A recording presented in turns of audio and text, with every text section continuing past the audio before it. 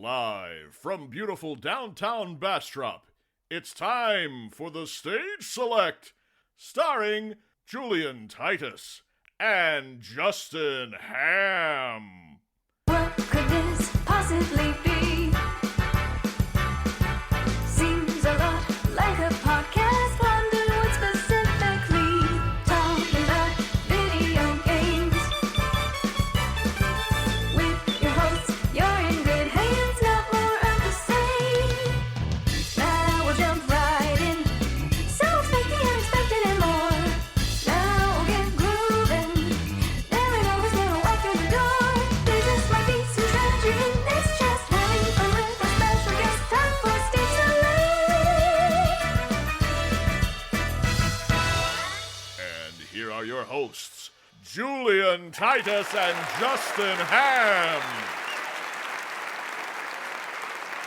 Welcome, one and all, to the Stage Select. I'm Julian Titus. And I'm Justin Ham. I may sound different now because I'm on my old setup in a different location. So for those of you that are off put by that, that's what it is. Anyway, I went to the grocery store today, and I know a lot of people hate self-checkout things, but I love them. I think they're great. No, I typically go there unless it's stuff that I think I'm going to have issues checking out myself. Oh yeah. There are certain things you don't want to go to a self checkout for, right? That makes sense. You know, you don't want to draw attention to yourself. You know, there are certain things you don't want to do that with. But I never want to draw attention to myself. No, I'm the same way. I that's why I love them. As long as you don't have like a whole plethora of items, you're probably going to be fine doing the self checkout. It was a little rough at first, I remember, because the like weighing thing is weird. Like you got to put it in the bagging area, and they will constantly yell at you about that. And if you take too long, it feels like you've immediately stolen something. They stop the whole procedure and make you call somebody over. Yeah, it's a whole thing. But my favorite thing is something I discovered recently when shopping at the local grocery store here. Well, I guess it's a chain. Kroger's here. It's a big thing. Apparently the biggest chain. Apparently the biggest chain of grocery stores, and that's our local one here. I discovered that you can like type things, like if you get produce, right? If you get fruits or vegetables, you can type them in, and and it'll weigh it on the register, and it's just like an auto text to speech thing, and it just like inserts it like raw. And it's great. I fucking love it. So like, I can't stop saying, place your bananas, because that's how it says it. And it's great. It says it exactly like that. And I just keep walking around. It's just like, take your bananas and place them in the bagging area. It's great. I love just saying bananas just like that. That's how he says it every time. No matter what the context is, that's how they said that word. So that's how it is. It's great. You're about a month late to be just constantly saying the word banana. Bananas. I was going to say. No. Bananas. That's what you got to say. Why am I a month late to saying bananas, Julian? Because like when everybody was talking about Donkey Kong Bonanza, everybody was saying bananas. Oh, well, I didn't play that game because it's not a game that interests me. Seems like a cool game though. But yeah, I bet they did say a lot, but they didn't say it like that, They didn't say bananas. It's a lot more enthusiastic. Yeah. See, I would play Donkey Kong if they had just whatever voice they have going on at Kroger's playing every time bananas came up. I'm sorry, I said it wrong. Bananas came up. It's great. I love auto text to speech. I need more of that in my life. I know it's not AI. It's right on the verge of it. It's AI, but it's not. It's based on. But it's real stupid Gen AI. Yeah, right. It's real stupid AI. It's AI I can get behind, Julian. It's great. I love it. I would like more of it in my life. That's really all I have to say about grocery stores. What did I buy? I bought 2 kinds of hot dogs because I was like, I would like these weird jumbo hot dogs that they have here, and then the regular hot dogs, just in case of these. Oh, you didn't get the ones with the cheese infused in them? I don't like the cheese hot dogs. I know a lot of people are big fans of that. I get it. I'm not a big cheese on a hot dog guy. I'll admit that fully. Yeah, not a fan. I think it's fine. Like, I can eat it. Like, if you put cheese on a hot dog, I'm not going to turn it down. It's just unnatural. I don't think you should be injecting things into hot dogs, Julian. I'm sorry. Oh, no, you should be injecting tons of shit into hot dogs. That's what sausage is for. Sausage already has a ton of shit in it. Just put a bunch of shit in. That's fine. Who cares? You know, that's what it's there for. That's what it was made to do. But hot dogs it's just what is it? Like fucking tube of bologna? That's fine. That's what it's supposed to be.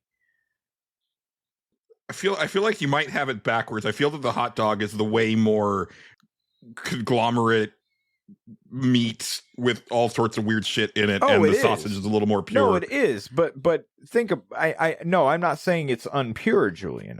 That's not what I'm saying.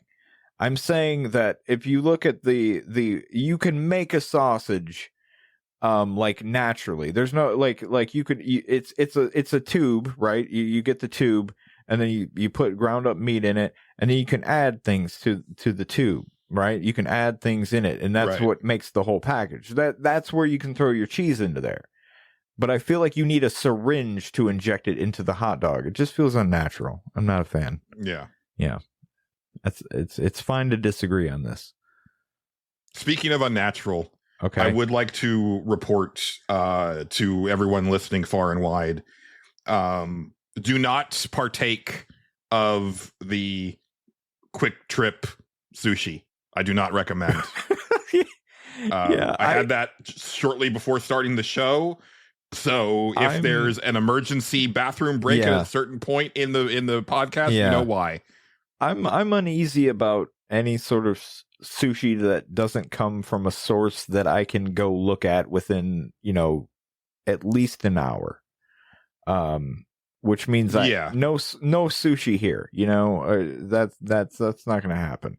Maybe if your state borders a saltwater body of water, I can deal with that. That's fine. But once we start bringing trucks into the mix, I'm uneasy about it. That's how I draw the line. Kroger's that's a good way to think. You can get it DoorDash to your home. And I will never do that. I've had people insist that it's really good. I don't believe them. I'm just going to be honest. I don't believe them. H-E-B's sushi is pretty damn good, but H-E-B is kind of a top tier grocery store. Right. Well, that's fair. Well, also your state borders a saltwater body of water. It's a lot to say. I had sushi when I lived in Utah, which is there's a lake full of salt. I don't know if it's a good one or not, but it's there. That was pretty good. But other than that, no, I'm kind of uneasy about it. Not saying I wouldn't. I not saying I haven't had sushi since I've been back from Utah, but I don't know. I was uneasy about it every time. I don't know. Understandable. Yeah. Couple things. Okay. One, Justin, as he mentioned, is in a new location, and it's a location in which he can smoke now freely. Yeah, it's great. And I took it out of so we recorded Cinemorons last night. Yeah. And I edited out all of the times that Justin sparked up. But I'm gonna leave them all in. No, leave them in. For this episode. No, leave them in. See if you can count here's how many cigarettes Justin has in the course of this recording. There's something about smoking on a podcast that I really enjoy. I don't know what it is. It reminds me of my youth and just being around people who just shooting the shit, and that's just what people did. That's just what we all did. We would just fucking light up cigarettes or whatever. Because I don't know, there's something conversational about it. It's like I'm living in the early 2000s again, or more. But then again, I wasn't alive during the glory days where you could just smoke everywhere. Or I was, but I wasn't of age to be smoking. They would have probably raised some eyebrows. Had I done that. Do you recall smoking sections in restaurants, or had 100%. those started to phase out? 100%. Yeah, no, 100%. I've gone over that with older people. Like when we walk into older restaurants where I live, where I'm like, do you remember when that room over there was the non-smoking section? Because most of a restaurant was the smoking section. True. And yeah. and I guess it depends on where you went too. Yes, it did. It depended on where you went, and it depended on the time frame you went there. Because eventually the smoking section started to become smaller. But for a while, it was the main thing. And then the non-smoking room was way over there. We didn't talk to them. You know, that was basically, it was a different time. It really was. Man, people used to smoke on planes. Can you believe that? Yeah. I was just watching the movie Casino, which I love that movie. And I was just like, every time I watch like a Scorsese movie like that, I'm just constantly like, man, everybody's just constantly smoking in this movie at all times. It's like the entire movie is Robert De Niro just framed in smoke because he constantly has a cigarette in his hand no matter what he's doing. Yeah, what a time to be alive. Yeah. I've been thinking about a lot about stuff like that, just because, you know, we covered No Country for Old Men this month. Yeah. And we were kind of talking about like the difference in time period. Right. And stuff like that. But one of the big things that I keep thinking about is like, yeah, dude just like walked into Mexico. Yeah. And I remember like the year after I graduated high school, I was still coming around to high school because all of my friends were like a year below me in culinary arts.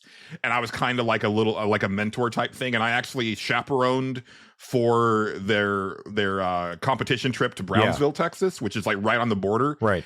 And the main thing, and even the chef, for the class, the teacher, he was like, just make sure that they don't do anything too stupid. Like that was his only request. And I was like, okay. And yeah, some of them fucked off to Mexico, you know, for a couple hours that night. Right. Because you could still do it back then. It was like 1999. Right. And then a movie that's in the docket eventually for Cinemorons is Super Troopers, which begins with guys when they get pulled over, they say that they're on their way to Canada for some French fries and gravy. Right. And it's like, yeah, we should just go back to that. Why can't we should just go back to that? Why does it have to be such a thing? Because 9/11, Julian. 9/11. Yeah, we should also abolish the TSA. Yeah. I don't think that if actually like if I saw information that showed that like they had actually thwarted some shit, maybe I would want it to stick around. But it feels like it's more of just a lot of busy work and for the most part, power play over people than is actually like protecting anybody. How dare you bring this shampoo on this plane? What are you thinking? That's right. How fucking dare you? I learned that one the hard way. Other thing is that we do have an official winner for this month's Suffer Select poll. Oh boy. Yeah. We're playing Night Trap. Really? I'll be damned. Yeah. Really? Never underestimate the power of lobbyists because one Dennis Robertson like nearly single-handedly swayed the entire electorate. It completely pendulumed. It was like 60-30 or like 60-40 for the witness, and then it swerved the other way.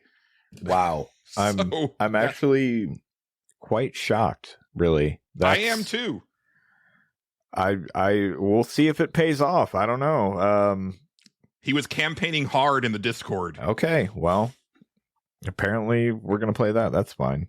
I like it. I like them. See, here's the thing. I love dumb FMV games, so I don't know. I can go either way on them, and honestly, like even though like I know a lot about video games, I know very little about Night Trap other than like Dana Plato being in it, like not long before she died. I know it's and somewhat of a pain in the ass. So yeah, there's that. So we shall see. Yeah, we'll see. Somebody's like, "Oh, it's a real big pain in the ass out there," and I guess we'll find out, huh? Yes. Okay. Yes. So look forward to that if you are a patron. The sale is now over. We had no takers, which tells me that we have reached the maximum number of people interested in supporting the show on Patreon at this moment. It does not mean that the ad with Giant Bomb is not happening. Right. It's just that I was trying to get a little bit of extra cash in the show account to help with it. Sure. Our ads will be running the first week of October on Giant Bomb. Wow. I think on Game Mess mornings as well as the Bombcast that week. That's terrifying. So I don't. Okay. yeah, we'll see. We'll see what happens. Yeah, that's terrifying. I'm curious how they're gonna do it. Oh boy, I'm looking forward to seeing how that plays out and if it does anything for the show.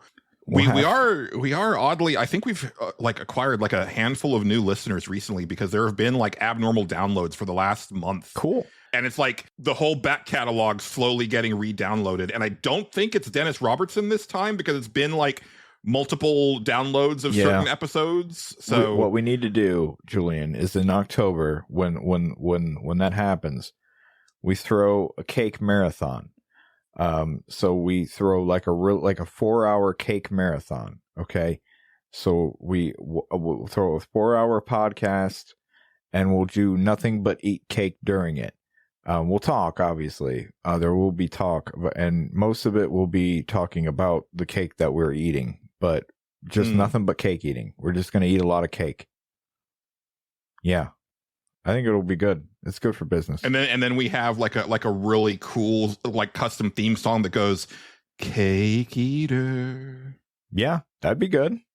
See, now we're thinking. Yeah.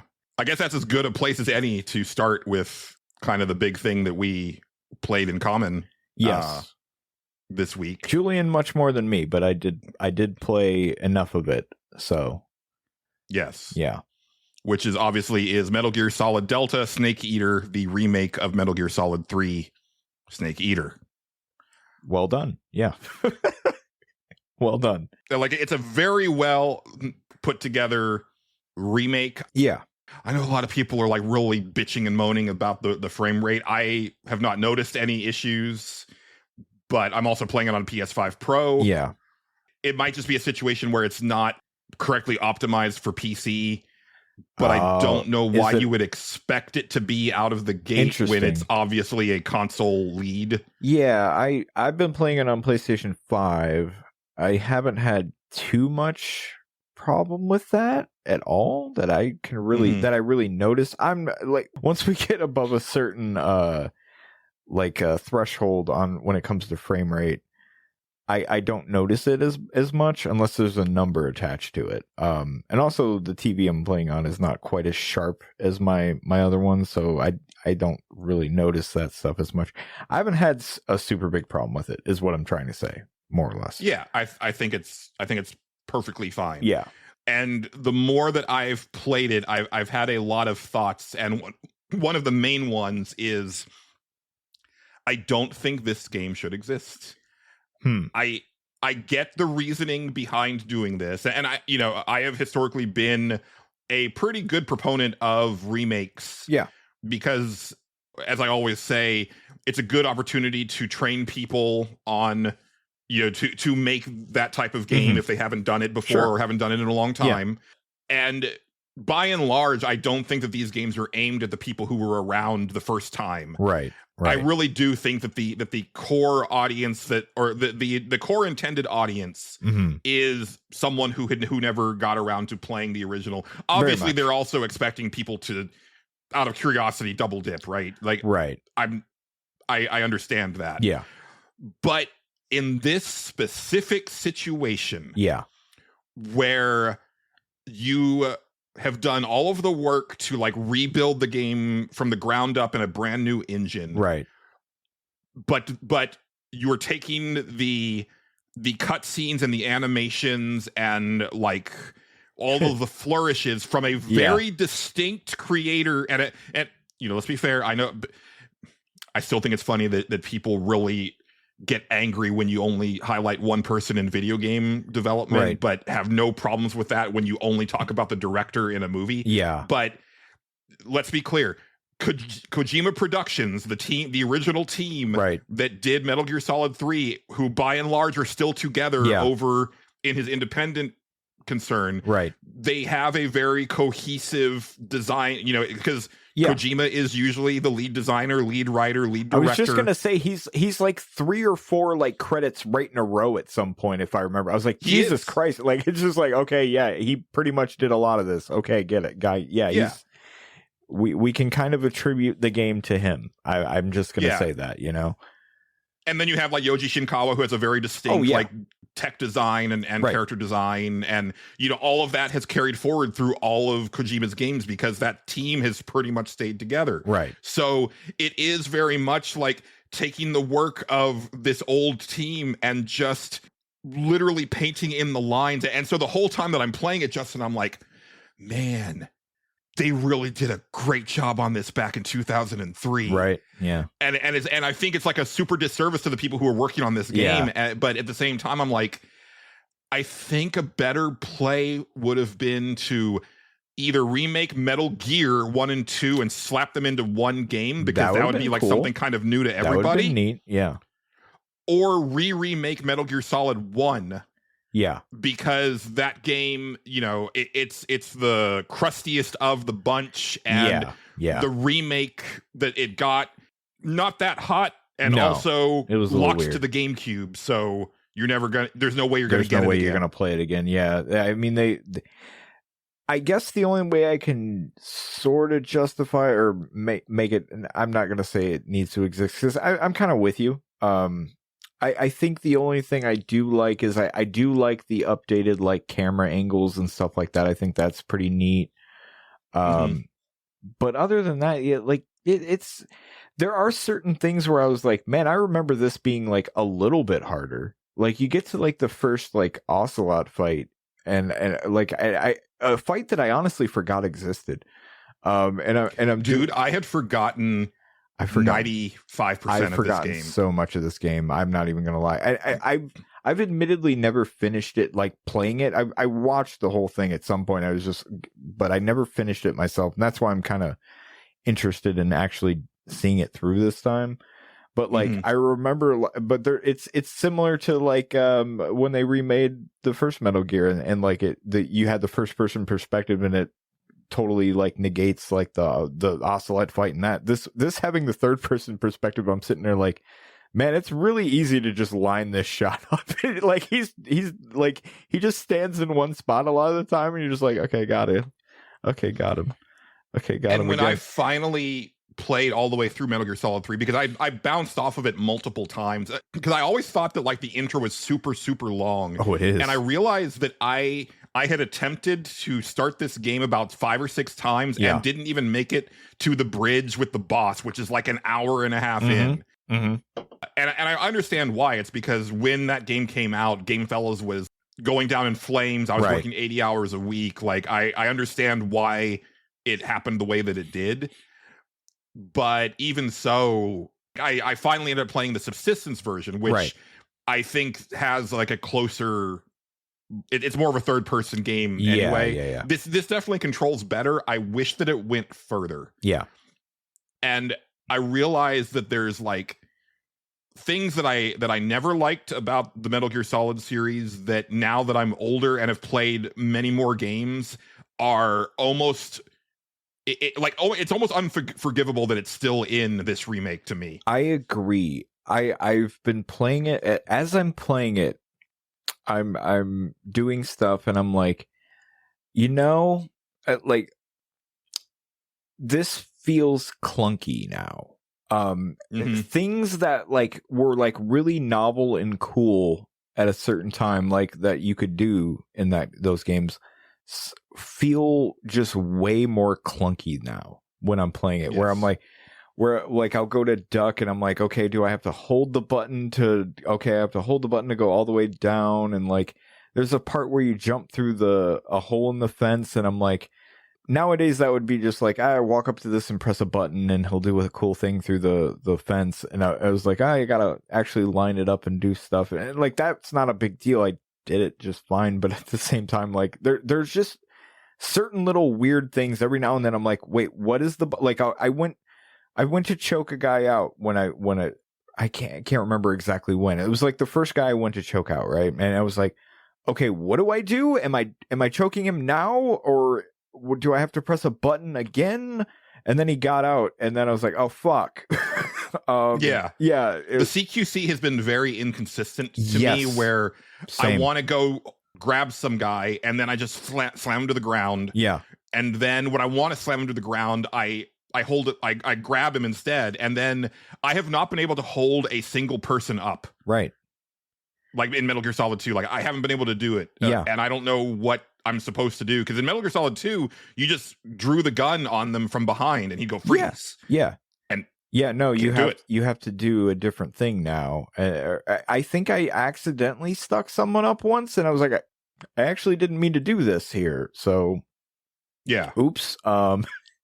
Yeah, it's a lot of stuff like that. I have to say, yeah, the way that they handled the quick camouflage change is perfect. That is like good. That was a pretty big sticking point for me. I even kind of like the radio and how that works a little bit, where it's just like hold the D-pad and go here and that stuff. There are little minor quality of life improvements that I think are nice.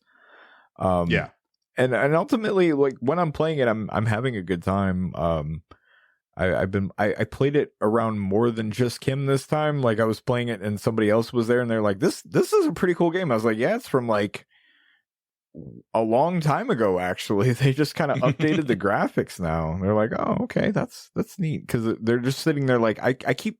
They kept saying, "I keep feeling like we're just watching a movie, like, but it's a video game." I'm like, "Yeah, this is Hideo Kojima. That's what he does." Yeah. Less so than I remember, though, because this one I feel is that, because you kind of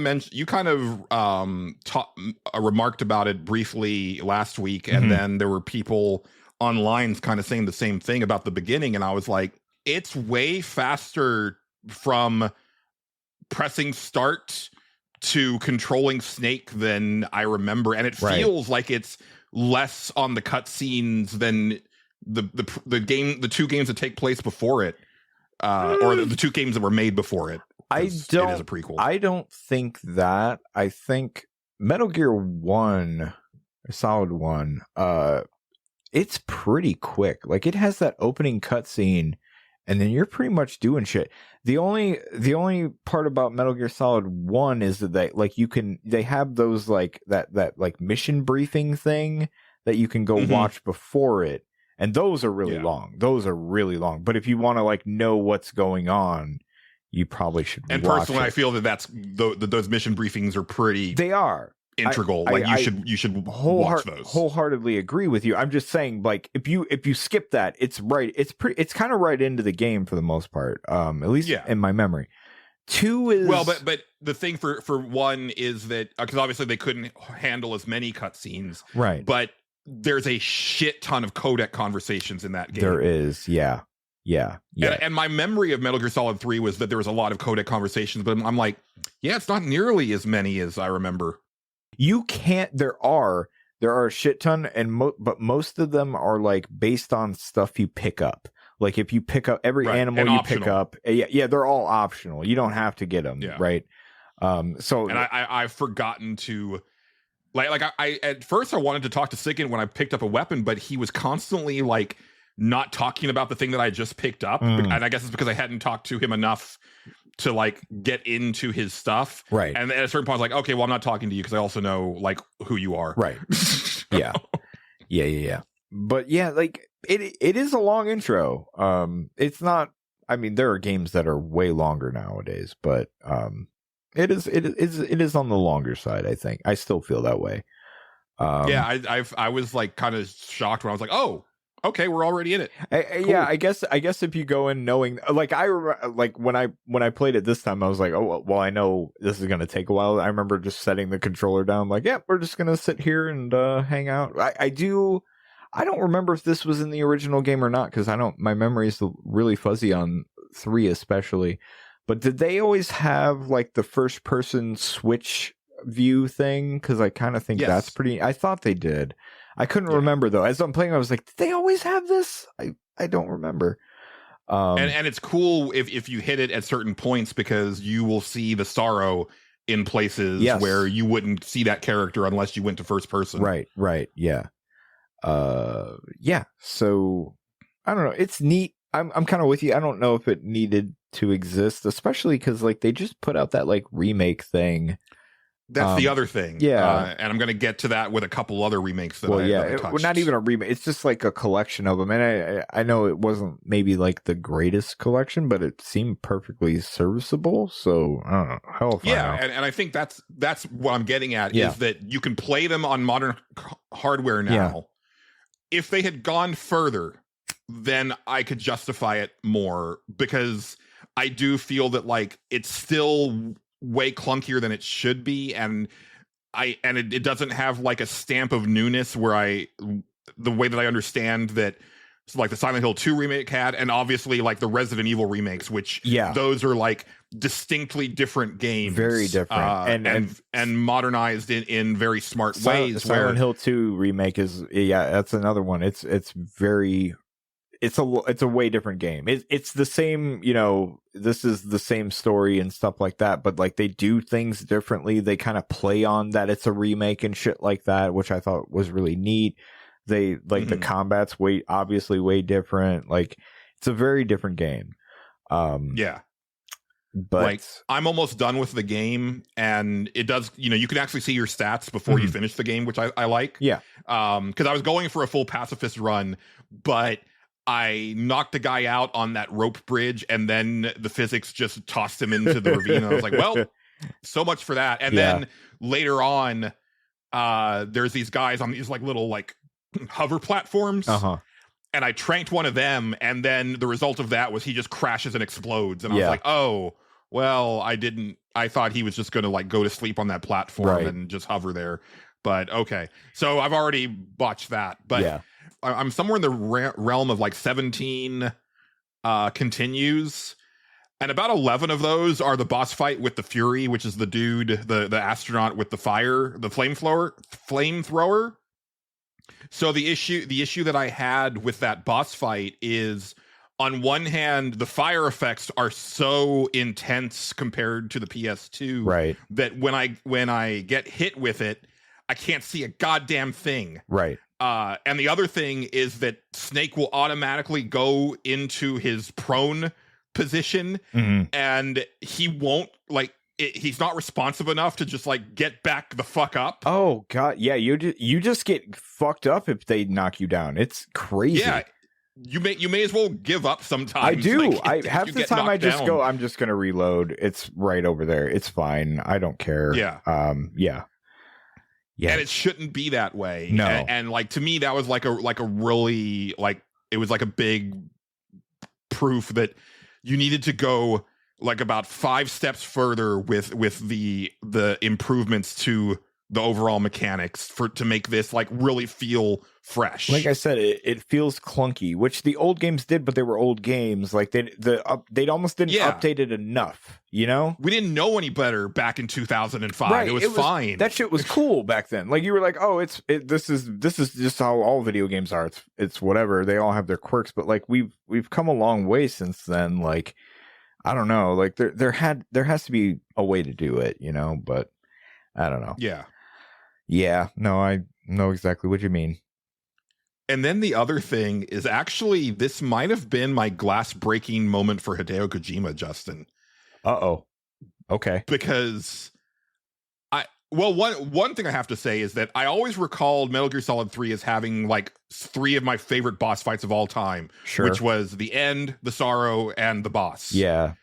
I had forgotten the rest of the boss fights, which I think are actively bad and also identical. And even this time around, I was like, oh, like the end wasn't nearly as cool as I remembered it being. Right. Because you can't really go many places. And I don't know if this was a glitch on my part when I fought him, but he only switched between 2 spots. Okay.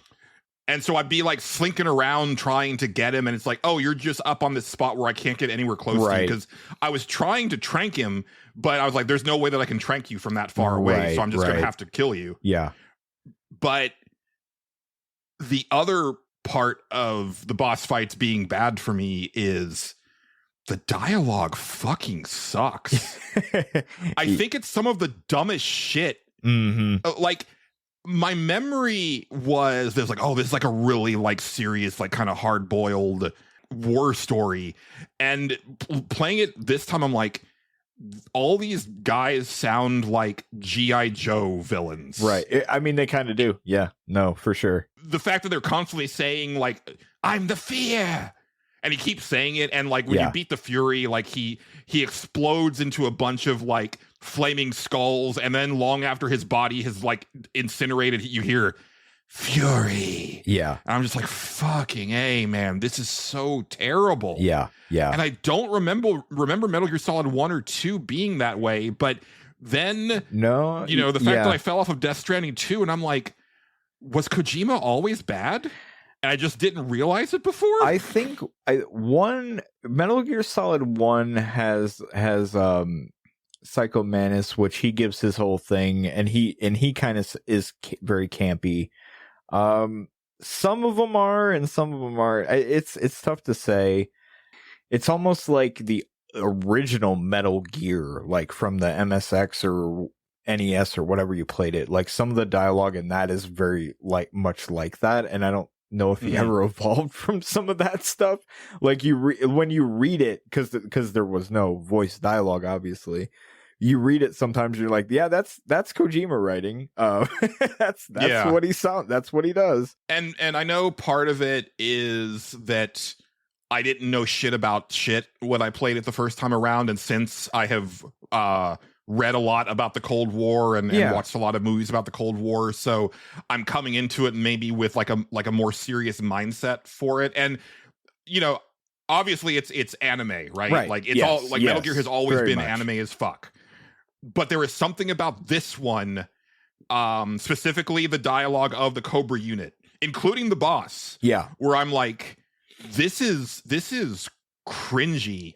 Right. And I don't recall feeling that way with the first two Metal Gear Solid games, even revisiting them, you know, as I've gotten older. I kind of agree. I really do. There's something about this one that's kind of weird. Yeah. Still stellar performances. Yeah. Like, it's great to hear David Hayter again because, you know, accept no substitutes, but it's just the actual writing. Yeah, it's on some of the characters. I mean, it's a lot of it is like it's a Metal Gear game, and I don't know. Since that time, even, you know, Metal Gear 3, we've come so far in just video game writing, period. And like back then, like when you'd get something like a Metal Gear, like writing wise, even if it is kind of cringy, you kind of look over it because you're just like, well, it's a video game. This is probably as good as we can get. But we've gotten a lot better now, so you kind of notice it a little bit more now. And there's definitely places where stuff happens only because he was like, this will be cool. Because like they nuke the area that you're in, like infiltrating at the beginning of the game. And it didn't occur to me back then, but like you then revisit it a week later and nothing has changed. Don't worry about it. Yeah, it's fine. And like they've got guards patrolling. It's like there's no way that you would have anybody here unless you just really didn't give a shit about them. It was a little baby nuke. Don't worry about it. It's fine. Yeah. Don't worry about it. It's okay.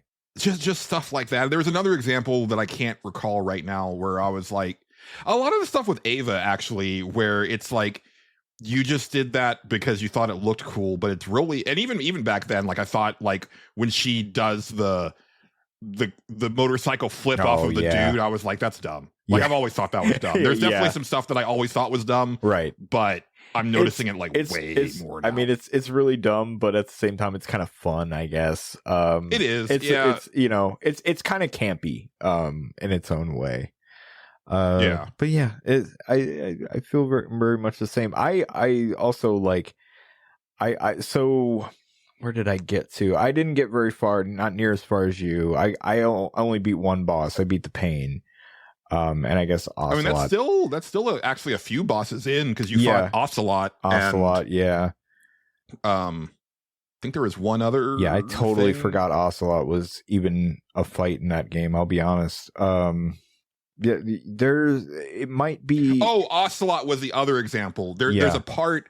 I don't know if you got to this yet, but there's a part where he puts one bullet in one of his revolvers, and he's juggling three revolvers to taunt Sokolov, and it's like, yes. And then Volgin is letting this happen. It's like, if he shoots this dude dead, your plan is dead. Yeah. Like, I don't understand why you're allowing this to happen. And the answer is Kojima thought it'd be a cool scene. It'd be really cool. Like, I mean, if he juggled these revolvers, and then the boss comes in and stops the actual shot from happening.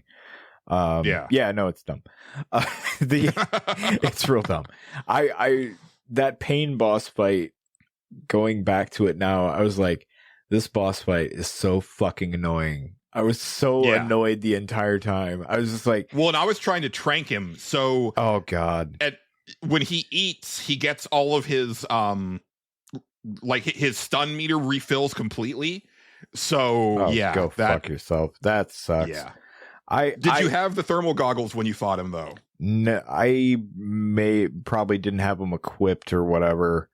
Thermal goggles make finding him super easy. Yeah, but it's still a matter of making sure that you get enough shots off before he heals himself if you're trying to go for non-lethal. Yeah, I didn't give a shit about non-lethal. I'm just murdering people. It's fine.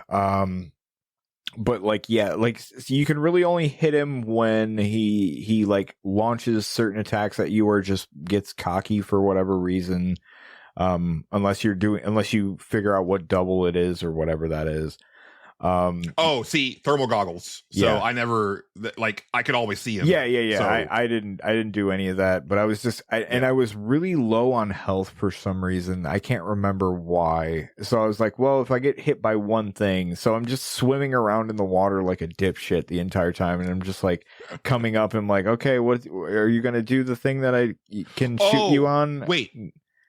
I'm sorry. I get the pain and the fury confused. Yeah. I had trouble with the pain fight because I was trying to use stun grenades to get the bees off of him, and they would never they would blind me no matter where I would throw them, and it was like a crapshoot on if it actually removed the bees or not. So and I had a lot of trouble in the water. Yes. I hate swimming in most games, and it's not much better here. The enemies feel way more alert to you, and it's the same problem that I had with the twin snakes, where I remember Metal Gear Solid 1 was not built with sound in mind, but they added that for Metal Gear Solid 2, and so you would be on the bottom floor, and guards from the top floor would hear you, and it really fucked up the balance of the game. I feel that really hard with this remake, where there were parts where I was like, I don't know how I'm actually supposed to get past here. Right. Because they get alerted the second that I move. Yeah, pretty much. Or you're in there's that one part where you're kind of stuck in the little dilapidated building or whatever. And you can go in the basement. They show you how to get in there. And I'm moving around in the basement really slowly, and yet they're still like, what was that? I'm like, fuck, man. I'm really? I had to redo that part 10 times. I had to do it 2 or 3 because I just, for whatever reason, and I think eventually I was like, okay, slow down. Let's just and then then they fucked me up because they got me on the ground and just kicked my ass, and there was nothing I could do. But one of them, I remember I just got really pissed off, and I was like, I don't even care anymore. I'm just gonna go out here and just fucking throw grenades at them. I don't give a shit. And that worked. And I was like, okay, cool, whatever, we're doing that. It's funny because it's supposed to be the slow moving stealth game, and I'm out here just I don't even fucking care. I'm just gonna shoot everything and just kill everybody. I don't care. Fuck them. Well, and that's always been the downside for me with all of Kojima's games. And I mean, it's always been frustrating for me, even from the first game, that as much as I love his games, I've never been very good at them. Yeah. But because I am trying to be stealthy and non-violent, it means that I'm kind of only using 2 things, which is the silence pistol and then CQC, and that's it. And so it's I'm picking up all these potentially fun weapons, and it's never going to use this. No. Yeah. No, I'm shooting people with AKs. I don't give a shit. I was. Oh man, I when you was- get to the sorrow, it's gonna be for fucking ever before you get to him. yeah, it's fine. I don't give a shit. It's fun. For the most part, when I'm out in the world, I am using the trank gun. Like if it's just like, okay, here's like a bunch of guys and they're patrolling, I'll use the trank gun. But like when I get to bosses, I'm just fucking murdering those dudes. I don't give a shit.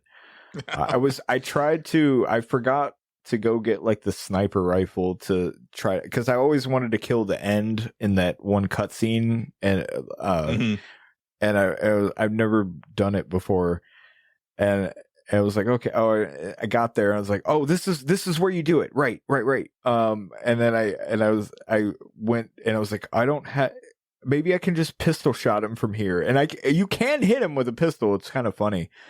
He also has explosive barrels next to him, and you can blow those up. Yeah, you can't kill it. It won't kill him though. He'll take some damage, but that's about it. And I was like, okay, so you have to do a single sniper shot to the head. Yeah, to kill him. I think so. I always wanted to do it, but yeah, I was like, okay, well, I probably will just do the stupid boss fight. But yeah, it's fun. It's a neat little thing, but like, yeah, I'm kind of with you. I don't feel like it really needs to exist for, whatever reason, but it's fine. It's something to do.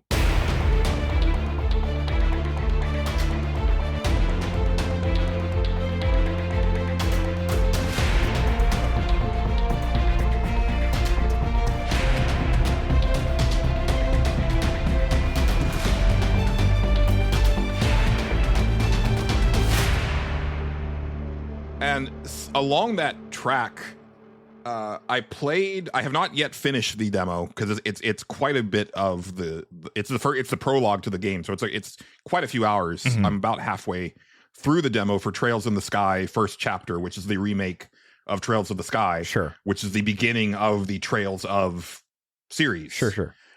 And I really like, it's great. Right. If there was any takeaway from it, I really do feel that like Square Enix should be looking at that and being like, son of a bitch, we can do these games for cheaper and have the same effect, because even though Trails in the Sky is like a 2004 game, it's ostensibly like a PS1 game. It's like, it's 2D sprites on 3D backgrounds. And there you go. And so they've taken all of that to a fully 3D polygonal thing, but crucially what they did is they just rebuilt every single building and environment one-to-one from the 2004 version to the 2025 version, and then made the character models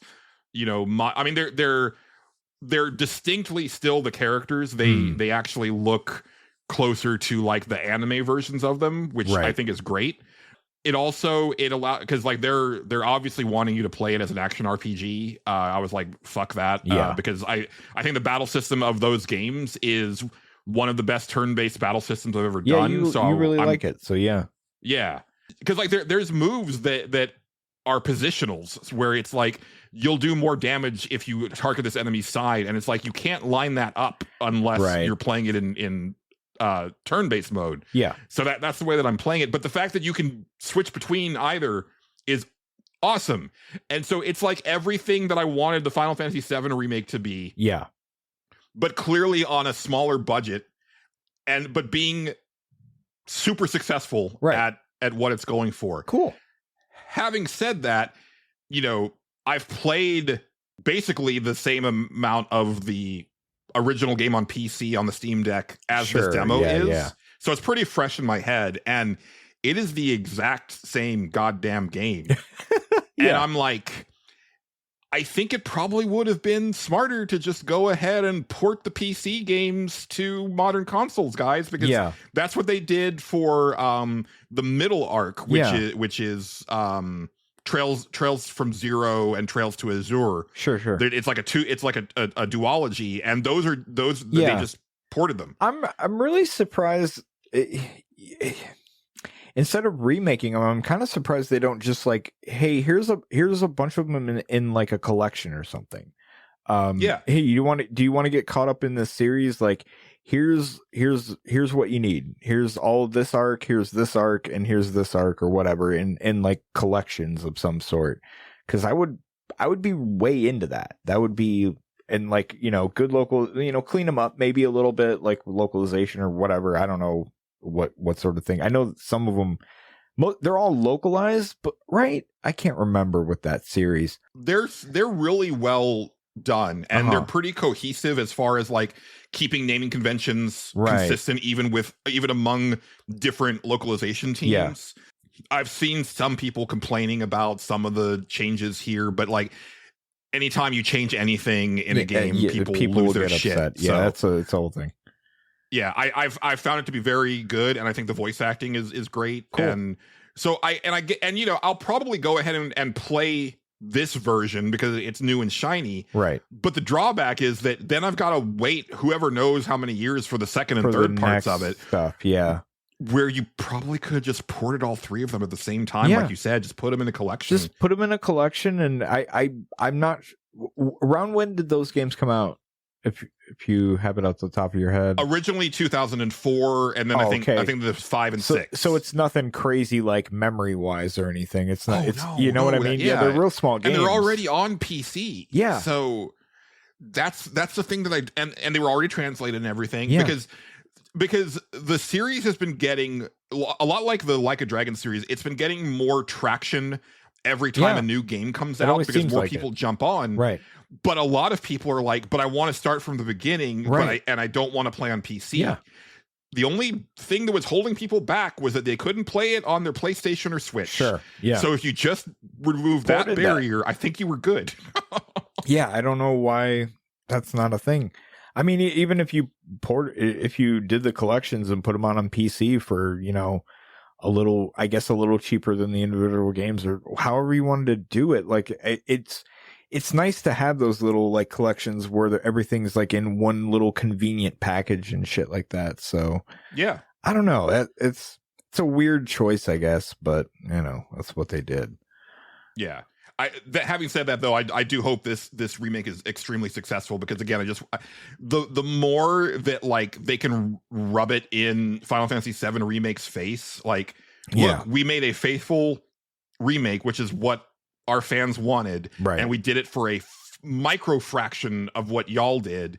And I wouldn't be surprised if the next part of this comes out within a year or two, because like RGG, Falcom has been releasing games like 1 to 2 games a year for the last however many years. Yeah, they have a hell of an output, really. I think that series' biggest like fatal flaw for it is to getting people hooked is like everything is like kind of leads into each other, so you want to play the older stuff, which again release the collection so people can do that. Maybe I think that would be a cool thing to get in. It has a lot of word of mouth, at least I think it does. Yeah. It's kind of waiting for its like Yakuza 0 breakout game, I think, but like I don't know. I don't know what you do. Well, and I feel that I think they've had it. It's just that it happened like I think in the middle part of Trails of Cold Steel, but then people were like, "Yo, but there's all these other games." But there's all this other stuff, and sometimes you hear that stuff. If you're someone like me, and you immediately get turned off a little bit, where you're just like, "That sounds cool," but like that's a lot of games to play to like get the full experience, you know. Especially when I hear that you get like an Avengers Endgame level of hype if you're that invested in it and you've played everything up to that point. Right. Otherwise, I mean, you can start wherever you want, but the more that you put into it, you're going to get much more out of it. So a collection seems like it would have been the right answer here, but here we are. Yeah. And briefly, just to put a bow on this, I also played like the first couple levels of the Gears of War Reloaded. Oh boy. Yeah. Which is a remake because they did a remaster 10 years ago for the 10th anniversary. Did they? Yeah. Okay. Yeah, they did. And then this is like I think this is an Unreal Engine 5 and like an actual remake. If Sony can keep remaking The Last of Us, we can do it with our franchise. I guess. And you know, the reason that I can defend the Last of Us remake, I think, is because like as opposed to the Metal Gear Solid Delta thing, is because they did the same thing. They kept all the same cutscenes and everything. Yeah. But that it's still like mostly the same team. Sure. Like, you know, it's not like there's been this huge Naughty Dog exodus of like a lot of the people who worked on the original like are no longer the there. Metal Gear Delta thing, that whole situation. I mean, we didn't even really mention that part of it. Like that's like, it's weird. There's something that feels dirty about doing that. You know, I don't know what it is. Yeah, because it's like, these are Kojima's shots, like and it's like, God, the dude is a hell of a director. It's kind of amazing that they even put his fucking name in the credits. To be honest with you, I was shocked. Yeah, honestly, I thought they weren't going to credit him. Yeah, or any of the original team. No. Like I half expected to get to the fucking, you know, the Snake Eater opening credits, and it would just be like the remake team on it. You know, like don't worry about who actually made the original. Shut up. I guess so. Real quick on Gears of War, it's great. Like I think the big thing for there is that if you've only been playing on PlayStation consoles and you've never experienced Gears of War, it redefined third-person shooters for a reason. It really did. It was a good game. It's still great. It's still an interesting story. It's still, and I will say that like this version, the enemies don't feel as bullet spongy as they did originally. Because that was always my biggest problem with Gears of War. So I think it's definitely worth a play if you've never experienced it before. If you have, like, I'm waiting for them to do this to Gears of War 2 because that's my favorite. It's my favorite story. It's my favorite set pieces. It's my favorite shooting experience of the whole thing. That's one I remember playing most of the way through the first Gears of War and then kind of stopping and never continuing with the series. But I liked it. It was fun. I had a good time playing it. Yeah. So yeah, I keep meaning to get that because I have Game Pass. I might as well use it. You know. That was my thought. I was like, I'll give this a shot. I am going to buy it on PlayStation 5 just for the lulz. Yeah. But I'm going to wait for a sale because I don't need that right away. Yeah, who does? But the one last thing that I wanted to say about Metal Gear Delta, and then we can move on to other stuff. We'll get out of this remake hellhole. Yeah. I saw a lot of rhetoric online of like, oh, they massacred this game. Like, look at these side-by-side shots with like the lighting and stuff like that. And in a side-by-side, you can definitely see it. In the game, I'm just like, this thing is gorgeous and it's giving me all the same feels. And as you and I had mentioned, I think last year on the show, until I hear Hideo Kojima himself say, this was my intent, I wanted the game to look this diffused and have the lighting this specific way, and it wasn't me covering up any problems with the PS2 hardware. Right. I'm just going to assume that all of those flourishes were to disguise problems with the PS2 hardware. Yeah. And my argument for that is that once he got away from the PlayStation 2, he never did that again. No. Metal Gear Solid 1, 2, and 3 have very distinct, kind of a dreamy filter to them. Yes, they do. And then the second that he had the power to not do that, he never did it again. Immediately stopped. Yeah. No, you're right. Yeah, absolutely. I think that sort of thing adds a lot to like people's nostalgia, though. Like they absolutely, it's a very distinct look. You know? Yeah, you remember. Where now it looks like just another excellent looking game, and I think that's a big problem. Kids these days, one of the big problems these days is that you have like a couple generations of gamers who haven't seen the evolution of graphics. Right. Everything just looks great all the time. Even pretty shitty games look pretty damn good these days. Right. So you're a little spoiled for that. So things kind of end up, it's like, another fantastic looking game. Okay. Like, you know, you've really got to end up going the extra mile to stand out these days, which might have been a reason that they might have wanted to throw some of that bloom in there just to set it apart from other stuff. For sure. But maybe it was a thing that they couldn't really reproduce on, modern engines, right? Like maybe it's a very distinctly PS2 thing. It's entirely possible. Yeah, it's like I said, it adds to that nostalgia filter for people, and that makes a lot of sense. That people would be like, well, it should look like this because that's how they remember it looking. But yeah, I don't know.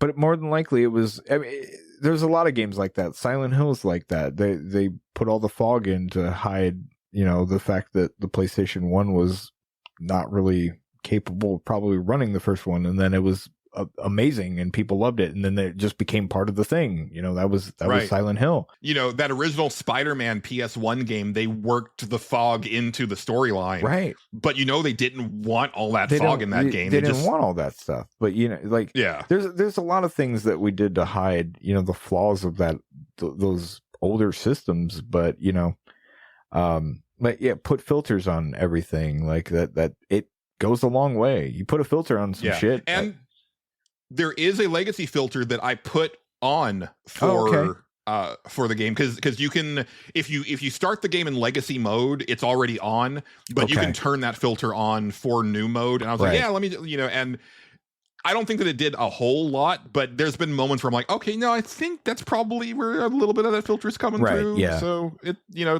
looks fantastic regardless. Sure. It's a very good looking game. Yeah. It honest to God is. Yeah. Yeah. And now that team has shown me that they can paint within the lines really well. Yeah. Let's you do something else maybe like that. That's my thing. Hopefully make something less clunky. Yeah. Yeah. Be daring, guys. You can make something that Kojima didn't originally touch. I believe that it can be done. I really do wonder though how daring Konami's going to be willing to get, at least for not a as while. daring as I want to be, which is as I've said, I said on the old show a lot, but like Johnny Sasaki should be the next Snake after Metal Gear Solid 4. That'd be cool. He had a really awesome redemption arc and a glow up, and he was like, no, it's just because of this chemical that I had all those gastrointestinal problems. I'm fine now. Yeah. And it's you're badass now. Let's you're the future. Let's move along. That'd be neat. Yeah, that'd be a neat way to do it. Or do a sequel to Metal Gear Rising. Yeah, or just a new franchise period would be interesting. That's the thing that I'm wondering if Konami's going to get into again, because I don't think they've shown this is a new franchise IP that we're rolling out. We're going to try some shit with, because I think they're going to stick to no, we want to make Metal Gear games. We want to make Silent Hill. We want to make Castlevania maybe. They haven't touched Castlevania yet. Yeah, they're gonna get there eventually though. It'd be crazy not to, really. Was there a recent Contra game a good, I know there was that terrible one a few years ago. Were all really there. Well, there was a 2D side scrolling one not too long ago. That wasn't that long ago, right? Yeah, it wasn't that long ago. It was either last year or the year before. It wasn't super... Right, Operation Galuga, which it's a pseudo remake. Right. Yeah, it was. So they've touched most of their big stuff with the exception of Castlevania. Yeah. Unless you count collections. But yeah. I think so. I do think eventually they're going to get to a point where they want to start making some new shit. Possibly. But I think it's very important, especially for that particular company, to be hey, remember we used to put out really good games. Yeah, it is. It is. I just hope they can get there again to where they'll give some things a chance, and let some of these teams that may I hope that's their intent. Okay, we'll let you guys remake this game, but eventually we're gonna, have you actually make something new or take this thing in a different direction, however you want to do it. Yeah. And different scale of stuff, right? I think it'd be a really cool idea to do a new Vandal Hearts. They haven't done one of those since the Xbox 360 days, and that game was pretty mid from what I heard. I would love a new Suikoden. Will I get one? I don't know. Probably not. You are, but it's on mobile. Yeah, I forgot about that. I did forget about that. Yeah. Well, that's where all the kids are playing video games at now, Julian. On the mobile. It is. We will be talking about that come the final episode of the season, because there's a lot to say about a lot of stuff and stuff that I've kind of been that's been in the back of my head that now seems to be pretty much confirmed, and there's a lot of good explanations for why we're at where we're at. Part of it is just the hell of late stage capitalism, but isn't that always the way? You can blame a lot of things on that, I think. Mhm. Yeah. Speaking of which, Justin, hear me out. Oh God. I don't want to. No. I'm on to it this time. But this is going to take a little longer to come to fruition. Hold on. So I don't mean to make it obvious. I don't mean to make it obvious, Julian, but hold on. All right, I'm ready. going to have a kid, Justin. What? Okay, why? Wait, hold on. Congratulations. First, well, no, like I this is the plan. I haven't gone. Okay, so this is a theoretical child. Okay, I haven't gotten a woman pregante yet, but eventually, okay, I'm going to go out and get a woman pregante. Why is that more disturbing than just the word pregnant? I don't know what it is. You've never seen that video with all the people like asking if they're pregnant and they can't spell it? Am I pregnant? Am I pregnant? Am I pargant? Am I gregnant? Am I pegnate? Help? Is there a possibility that I'm pegrant? Am I pregnant or am I okay? Could I be pregonate? How do I know if I'm prengan? Can I be pregnant? Can oo get pregante? Can oo bleed while oo are pergert? Can oo down a 20-foot water slide pegnat? How can I get my GF pregnant? Okay, no, I have not, but I believe That's it. pretty good. Yeah. So the play is, Justin, that I'm going to turn this kid into a social influencer.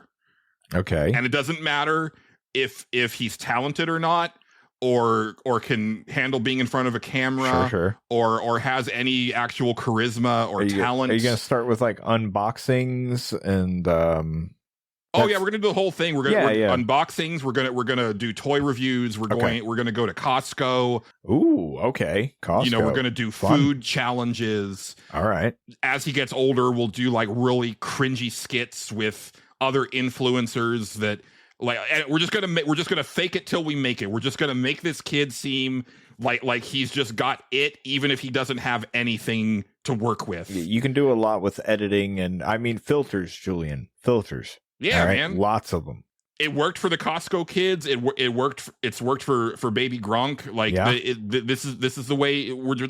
No matter on if this kid wants it or not, because I will it to be so. This is going to be our golden ticket. All right, so it's like the beauty pageant parents or whatever, but influencers. Okay, yeah. All right, continue. That's the idea. Okay. I thought there was more. Then we'll just ride his coattails. I thought then, and then I'll I don't know, take over the Pentagon and some. I wasn't sure where you were going, so yeah. No, we just fucking coast, Justin. Oh, yeah. I guess it benefits you. That's cool. Yeah, that's good. No, yeah. No, okay. Well, and us, because it'll be part of the brand. Oh, okay. Yeah. I'm always thinking about the brand. Okay. Yeah. I don't think about branding at all. Yeah. It's peaceful. It's a peaceful existence, really. Yeah. Yeah. No, we're gonna get that paper. Get that paper, indeed. We'll put him in some fake bling and like get in some fake diamond grills. Okay. And is that popular anymore? I don't think it is, but Baby Gronk's dad sure does seem to think so. Oh, okay. I don't know who. I'll admit I don't know who Baby Gronk is. So. Oh, dude, it's the saddest shit, man. Yeah. He's like an 11-year-old football player, and his dad is pushing him to be like the next big thing, and he's so not. He's got zero charisma. Okay. His dad has him wearing a fucking mullet.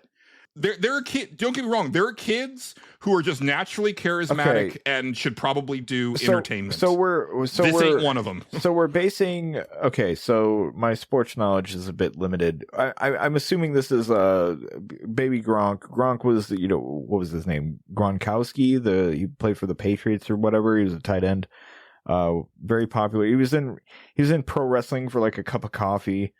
Was friends with that fucking dipshit Mojo Rawley or whatever. I don't know if he's actually a dipshit. I just remember his character being a dipshit. Right. But they were friends. That was all Mojo had at one point. He was just like, I'm just friends with Ron Gronkowski or whatever. They called him Gronk. I do remember that. Mm-hmm. I don't remember Gronkowski having a mullet though. That sounds more like oh, what was the guy in the 80s? He was in a movie or two.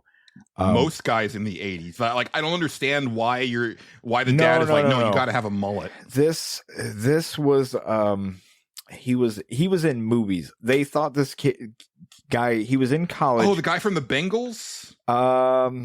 Oh fuck. He wore Zumbas. He did a couple action movies. Yes. I know who you're talking about. I don't remember the name. I know the movie exactly. Stone Cold 1991 film. Brian Bosworth. He's the guy I'm thinking of. That's who I think of when I think of like football players with mullets, because that was his whole thing. He had the crazy hair. Everybody thought he was going to be like the next big football legend guy, and then he got to the pros and just absolutely sucked shit. And everything went to hell for him. Don't know what he's doing now, but maybe he's selling cars somewhere. I hope so. But yeah, he seemed like a dipshit too. But Stone Cold is a hell of a movie. I'm gonna tell you right now, that movie, it's not good. It's just insane. I that's one I need to watch again now that I think about it. Yeah, that's a movie. Oh man. Okay. Yeah. Anyway, maybe wrong. Anybody listening to this that knows anything about Gronkowski, if I even have his first name right, please correct me as if to whether or not he ever had a mullet, because I don't remember that, but I'm not doubting it because that guy seems like a dipshit. So, and crucially, Justin, no relation, familial or personal or anything. The dad just took the name, and I think the actual football player is pissed about it. Yeah, probably. Yeah, I don't doubt it. It's not that the kid's name is also Gronkowski or anything like that. No, like his dad decided that he's baby Gronk. It's his nickname because that was his last name. Like, they just shortened it down because you don't want to say Gronkowski every time. So they just say, oh yeah, it's Gronk. Yeah, that makes sense when you're talking to a person and you use last names a lot in football because that's on their jersey or whatever. It makes sense that you would shorten it because that's a mouthful. It's very Polish ass name. You don't want that, so you shorten it. It makes sense. I don't know if it's actually Polish. Sounds Polish though. It's fine. I'm also Polish. Shit. Anyway, yeah, that's weird. I don't know why you would take that other than to honor give the kid his own brand, I guess. That's what I'm saying. At least try. Yeah. It's pretty sad because it's literally the dad's brand, and like then it gets into some weird places too, because like I've seen him mostly on Snapchat. He's elsewhere also, but like it very explicitly says that the parents run the account, right? Yeah. And a lot of what Baby Gronk posts pictures-wise is him shirtless with photoshopped abs. Keep in mind, his kid's 11. Yeah. And then he'll be, like, putting out, like, video calls to the baddies to, like, send him videos saying, like, why they should date him. And I'm like, this is some weird... That's very There's something weird going on here on the dad's part, I think. Yeah. Like, beyond just, like, trying to force his force fame onto his kid. Okay. So the all right, let me get this straight. The dad is using the child to send out things to the quote baddies that the dad wants to date, or for the kid to date? For the kid to date. Okay, but all the stuff's coming to the account that the dad runs. Right. Weird. Yeah. I mean, so you're basically trying to find a girlfriend who's a pedophile? I'm really confused. But, it's just a lot of weird shit, Justin. and I honestly feel for the kid because, again, he has, like, no business being any type of personality because he has none. Well, and again, some kids do. Some kids were, like, kind of destined for the spotlight. Yeah. This ain't one of them. And I also think the Costco kids ain't one of them. Like, they're obviously, they always look like deer stuck in the headlights whenever they're on camera. And it's like, you've been doing this for years and you're still not comfortable with it. Like, you're never going to be, like, No. it's fine. Just be kids. You can just Yeah. be kids. It's okay. It's okay. You don't, but that's, I guess that is also the world we live in. I know when my niece was younger, she didn't put anything online, obviously, but that was like a game she would play in her room, was like pretend influencing, which was weird Yeah, and to I me. get that. That's Yeah. fine. Yeah, that's fine. Cause I got that because I was like, well, yeah, I mean, when I was a kid, I watched fucking Ninja Turtles, which I've actually been watching a lot now, because there's a whole Amazon Prime channel for it. I was like, holy shit, that's cool. But I'd pretend to be the Ninja Turtles. That's what I watched. These kids are growing up watching this stuff, and that's what they're entertained by. So yeah, it makes sense that you would try to emulate it, not put it out, or even if you did put it out, everybody has a phone now, so I guess you can just do it. As long as your parents are okay with it. But if it's, that's a weird situation, man. I don't know. Yeah. Yeah. So I guess you should get a kid, Julian, is what we're saying. And, Absolutely. put shout outs to the quote baddies, and do that. Yes. Always shout out to the baddies. It won't be, yes. Oh, that's the name of the show right there. Always shout out to the baddies. Yep, that's it. We found it. Just like we found our patrons, or actually they found us. And I think it's a good time for us to thank them, especially because we did not get around to thanking everybody last week as we should have. Oh, because it was the first episode of the month. Well, shucks, I'm sorry. Yes. We appreciate all of our wonderful patrons. And as I said, at the beginning of the month, we like to thank everybody who supports the show, including just being a free member of our page. This is going to be a challenge because I don't have a mouse now. So, but we're going to do it. It's going to be great. I'm doing all right.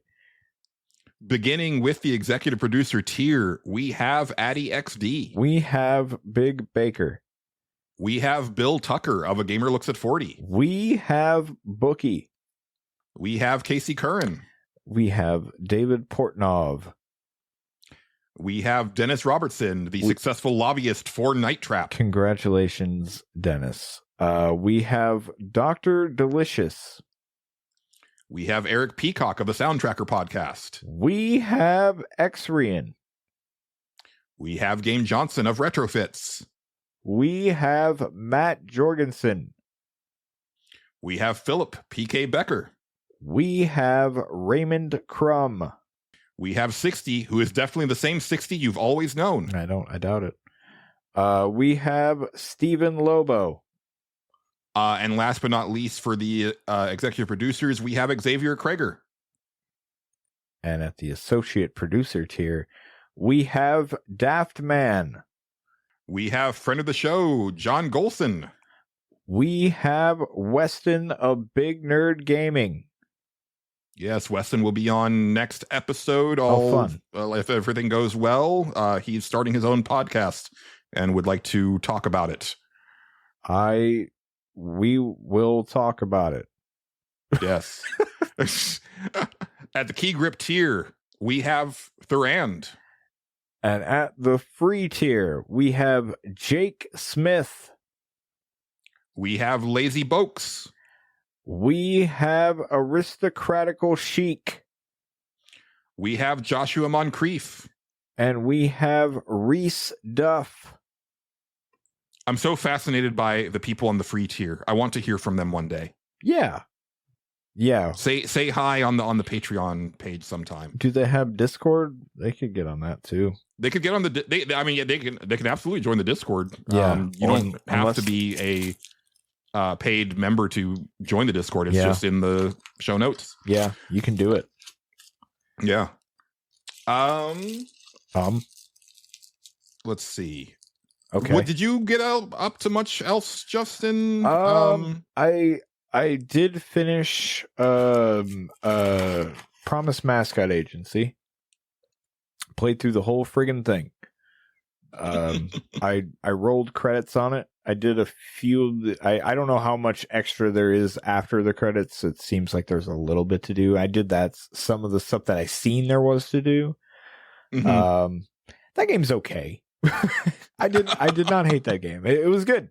I had a feeling that the final act was going to drive you crazy because it is extremely verbose, especially at the very end. Yeah, it really was. I think at one point it just kept going, and I actually was like had to do something in the middle of it, and I just was like, it's okay to stop here. I'm just gonna stop in the middle of all this. It was fine. Like I said, it was fine. Didn't hate it. I wasn't super into like the story or anything like that. But like I liked it overall. It was a fun game. I don't pretty much everything I said last episode still kind of stands. I will say that game is kind of weirdly paced to me, where like when it felt like I finally turned a corner on it, the game was pretty much ending, which maybe was the point the entire time. I also think it's kind of weird towards the end. They get rid of a certain like pressure on you like at the very end. And I kind of found that odd, because at a certain point I was like, well, now I don't have anything to spend this money on, actually. Like because I've gotten all the upgrades, and I was like, I guess now it's time to finish the game. And that was kind of fine to some degree too. But at the same time, I was like, I almost wished there was more. Like I kept expecting, you know, because you're trying to amass such a crazy sum of money. Yeah. And I was expecting like at a certain point to have like multipliers or something where the money was rolling in at such a ridiculous rate, right? Almost like a cookie clicker or something like that, to where but I think it really hammered home the point to me of just how fucking much a billion is. Yeah. Like, it's a number that you hear all the time, but like it's really hard to fathom until you start to see it like right in front of you. Yeah. And when you're pumping millions upon millions into this account and it's not moving the needle. No, barely. Yeah. It's kind of crazy. I wonder if there's a way to beat the game or finish the game where if you were truly, truly dedicated and just amassed the amount that they give you, which is 12 billion yen, I wonder what would have happened. I wonder. Yeah. I doubt anybody has had that sort of patience, and there's no like achievement or anything for it, because thank fuck. Yeah, no, that they know that'd be too much. That'd be crazy. Yeah. Most recently, again, unless there was like some sort of way where you just start like getting crazy multipliers to what you're doing. Yeah, it doesn't seem like it, because like I think I had just about every multiplier. Like I had Pinky become the mayor and all this other stuff. That was fun. This game's so wild. It's wild. It really is. It's fun.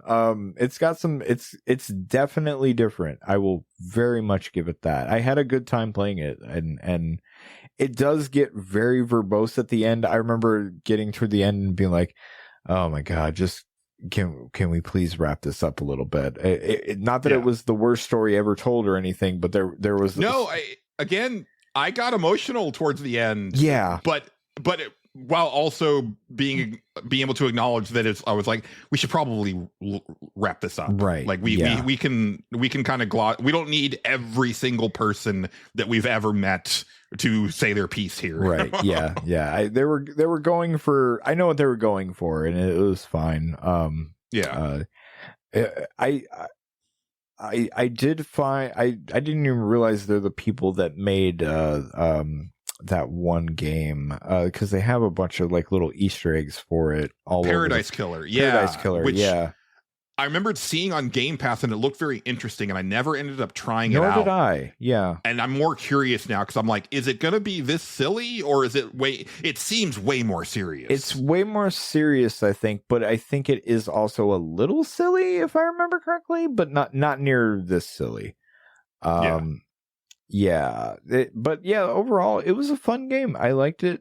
I liked it enough. I would definitely recommend it to people, but like, it's I don't know. I wish there's just bits and pieces where I'm like, it's slightly off enough to where like I wasn't over the moon for it. It was definitely I don't know. Once I got like all the car upgrades, I felt like that's when the game really got good. Although some of the car upgrades are like weird and like there were certain things where like it was asking me to like land on top of buildings to collect something, and I was like, I'm just not going to do that. I don't feel like missing it. You're not required. Like, well, I mean, you're not required to do anything. But like, if you want to get the like all the achievements, you don't have to get every collectible, which is nice because there were a few rooftop things where I just ended up giving up because I was like, I can't make this. I can't land this. I couldn't land it. I mean, you unlock the upgrade for wings, and there was one specific one where I was like, okay, I see the line here. I see how you're supposed to get up here, and I see the collectible right there. I can't get it to where the car or the truck will stop when I need it to. It just kind of would roll just enough. And I did that about 10 times, and I was like, I'm done. I can't do this. Yeah. And I think I also didn't I didn't find all the trash. That was the one there's so much quest thing that I didn't find all the trash. I didn't find all the signs, but I found enough of them to get the achievement for it or whatever, and that was cool. There was a couple, I can't remember the achievements I didn't get. I didn't even find actually all the stamps. That was the one town quest I didn't complete because I think I missed some of them somewhere, so I have no idea where. I thought I went everywhere, but apparently I didn't. A couple of them were also like in odd places where I missed them, like the first time that I had been to a couple locations. Yeah, overall though, it was a good game. It was very cute. It's good for what it is. When I got done with it and I looked at my time, I was like, oh, that was only 20 hours. That's actually not that bad, really. That's both more and less than what I expected. At a certain point, like as I was playing, I was like, oh, this is going to take forever. Like this game is going to go on forever. And then like it started sort of just felt like I was like, oh, I think actually we're wrapping this up. And then when I looked at the play count at the end, or hour count at the end, I was like, oh, that was not actually that bad when you really stop and think about it. So yeah, it was a decent little game. Like I said, I know I'm not as high on it as you are, but like I still liked it. It was still fun. Yeah. I'm glad you played it. Yeah, me too. Also must feel, I'm sure you feel the same way where it's like, oh, nice to finish something. Yeah, it was. It was actually nice to finish. It was nice to roll credits for once. Yeah. Oh, I have been messing around with Expedition 33 a little bit, but not even. I'm not even back to where I was previously yet, so not much to talk about there. But I have been messing with it. And you did not make it to the end of Act 1 originally, correct? I don't believe I did. And I'm playing it on. You would know. I know. I am playing it on easy now, and like I think that's what I played it on. Yeah, I was just like, I don't feel like killing myself to play this. The parry on it on easy is really fun. I don't know what it is. Like there's a lot of times where I'm like, I'm pretty sure I fucked that up, but it gave it to me anyway. And I'm just like, great. They widened the window on easy since I played it. Oh, okay. Yeah. But I do like, so one thing that I learned like when I was almost done with the game, so it wasn't like, I think what I am going to replay this game eventually on the PS5. Yeah. And I'm going to play it on normal. Right. Because if your dodges, and it doesn't matter which mode you're on, but if your dodges are perfect, it means that you can parry it. You were in the window to parry it. Right. And so I had been, like anytime that I dodged on easy, I got to the point where it was nearly always perfect. And then anything that I was trying to parry, I was parrying. Yeah. So I think that I eventually gelled with it enough to where I think that I could actually parry on the normal difficulty setting. Yeah. It's just, I still feel that like the way the animations play with what's going on compared to other games where you parry, it's not right to me. And so I had to learn by like I just had to learn the timing, and also there are some audio cues for certain things. Yeah. And a lot of times it was, I have to press the parry like almost like a full button press earlier Yeah. than I feel that I should. I will admit that I started feeling myself like after like the first little bit, like the first like actual boss fight in that game. I was like, damn, I fucked him up. That was crazy. And it puts you in the world map, and the, like right to your left is like, hey, do you want to go fight some crazy ass shit in here? And I was like, I do. I don't know why. Let's just see. And then it fucked me up, and I was like, okay, I'm not actually this good at video games. That's fair. That's totally fair. Right. But I tried it a couple times. And I was just like, I did pretty well, but at a certain point I was like, I don't have the patience to sit here and do this like other people do. Like, I'm not a hardcore streamer. Because your damage output is so low that it means that just was like it. even if you can like do it perfect every time, you're just sitting there forever doing it. I don't want to do that. And it's like the same X amount of attacks every time. I was just like, I don't have the patience. I just really didn't. It was fun to know that like I could do it if I wanted to, but who has the patience? I know some people do, and God bless you all. But it's don't. kind of one of my fundamental problems with the gameplay of Expedition 33, because it's like, imagine fighting Millennia in Elden Ring, and every other attack she does is the waterfowl dance. Oh yeah, because that's what the harder bosses do. Is that like, I believe it. Yeah, you know, every other turn they're doing a move that requires you to parry like however umpteen number of times, and it's like it just gets boring after a while. Or you're just gonna die. Yeah, it's like one hit, you're dead. That's pretty much it. Yeah, that's what it seems like. But yeah, I haven't gotten to the later bosses, obviously, but maybe I'll give them a shot at some point. But yeah, it's still Expedition 33. It's neat. We'll see how it goes. And that's really about it, other than movie shit that I've watched. And I can't even remember all the movies that I've watched. So what else have you been up to, Julian? Mull it over, because I've still got quite a bit. Go ahead. Including a request that I have to fulfill, Justin. Because I hung out with friend of the show, John Gholson, earlier this week.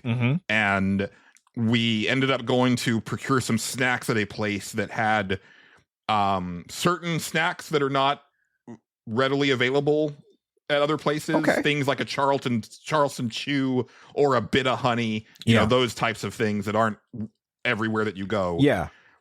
And the reason we went to that specific store is because John wanted to get Zagnut bars, because that's his old man candy that you can't find at, you know, everywhere. And he purchased a Zagnut bar for me because I've never had one. And he requested that I try the Zagnut bar on the air. Which it is crunchy peanut butter candy coated in toasted coconut. So Zagnut candy. I just want to look at it. Oh God, that looks awful. I'm just looks wise. Just, you know, it looks like the inside of a Butterfinger bar. Yeah. I'm not a big coconut guy, so I'm glad I'm not doing this on air, but we'll see. How does it feel to eat a Zagnut bar? It's sticking in every corner of my teeth, just like a Butterfinger does. Okay. That's kind of what I expected.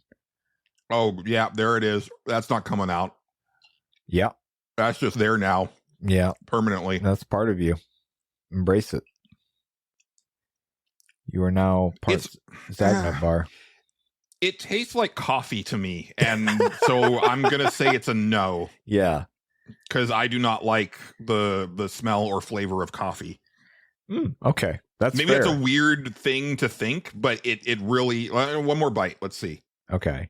Yeah. Always take two. Always take two bites.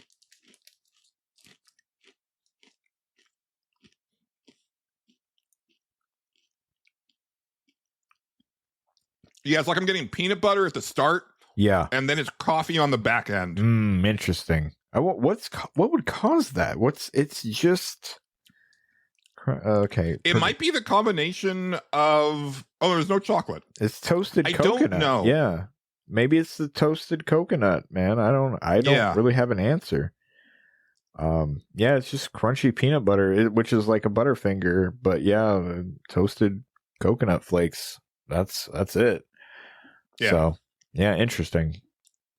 I tried different chips over the course of a little while here. I tried out there's some sort of shitty special edition Lay's that I seen that had a very shiny bag. I don't remember, but they were like steak flavored Argentinian steak flavor. I don't like the sound of that, Justin. Oh, it was awful. They were the worst chips I've ever eaten. I've never, especially because Lay's just as a chip by itself is already kind of mid. It very much so. They're the most mid chips, no matter what flavor you get. There's never a flavor of Lay's where you're like, holy shit, I will spend my entire life eating these. These are awesome. Never, ever. They're always like, yeah, that's fine. And I think that's what they shoot for, you know, like they just put out enough of them to where you're like, I guess my only option for chips here is Lay's, and I guess I'm going to eat Lay's. That's fine. You can live with it on almost any flavor. And that's okay. But like, these were abysmal. They were fucking so bad. Like, I remember, so I bought, like, because they only come in that I found was in a big bag, and I ate one, and I was like, that is weird. That was my immediate reaction. I was like, this is weird. And then I kept chewing, and I was like, oh, this has the worst aftertaste I think I've ever experienced with any sort of chip ever. And normally I will eat, like, even if I buy a whole bag of chips like that, I'm going to at least eat half of the bag or something. Like, because I'm like, I paid for this, and like, I can deal with it. You're going to give the old college try. I ate, I want to say like 3 of them. And I was like, these are terrible. I even let somebody else try them, and they were like, what the fuck is wrong with this? I had Kim try them, and she was like, these are really bad. And I was like, yeah, I know. And we threw them the fuck away. With no shame. I was like, well, that's $3 or $4 that we spent. Who fucking cares? I don't. I'm glad they're gone. And then I tried as a man who needs to try all the salt and vinegar chips. I can't remember the exact brand I tried today. They were fucking amazing. They're not. It's hard to fuck up a salt and vinegar to me. Oh, people can do it. Oh, sir. I have not had I don't think that I've had a bad salt and vinegar chip. Oh man, there's some bad ones.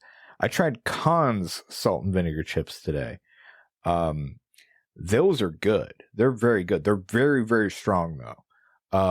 Not for lightweights. Yeah. So if you like a strong salt and vinegar chip, I'm going to tell you right now, try some Khan's. There used to be these ones. They don't make them anymore. Still the top tier salt and vinegar chip for the salt and vinegar crazy people out there are, if you ever see the Snyder of Berlin salt and vinegar chips, they come in like a silver bag. Those are top tier. Those are the best ones. I will fight anybody on that. They're amazing. These are probably just right below it, honestly. They're really, really fucking good. But they remind me, so Snyder, a long time ago, I mean like late 90s, maybe, I doubt even early 2000s, they used to have, now the brand still exists. It's Snyder of Hanover, but they usually make pretzels and shit now. That's their thing. Okay, yeah. Yes.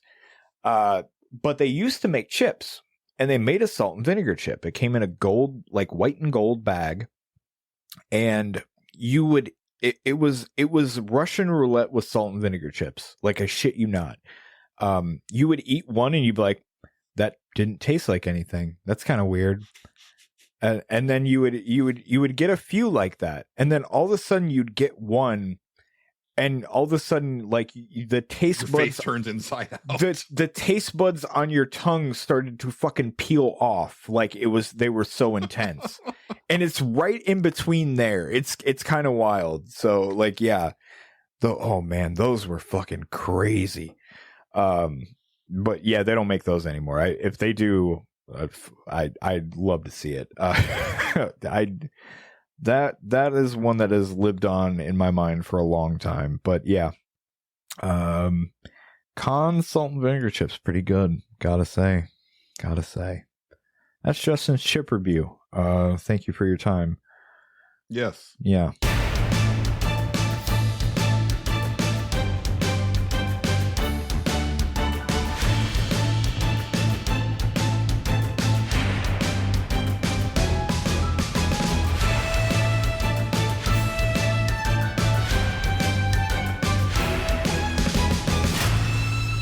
Well, it's finally time for probably the biggest thing of this episode. Is it? Yeah, I wanted to, kind of put it deep in here. So I don't know why. I guess just because it's what it deserves, right? Like you need to give weight to certain releases. Oh, okay.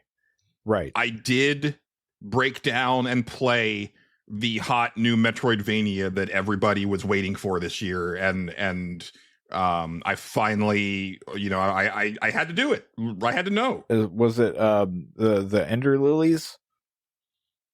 No, Shadow Labyrinth. Oh, great. Good.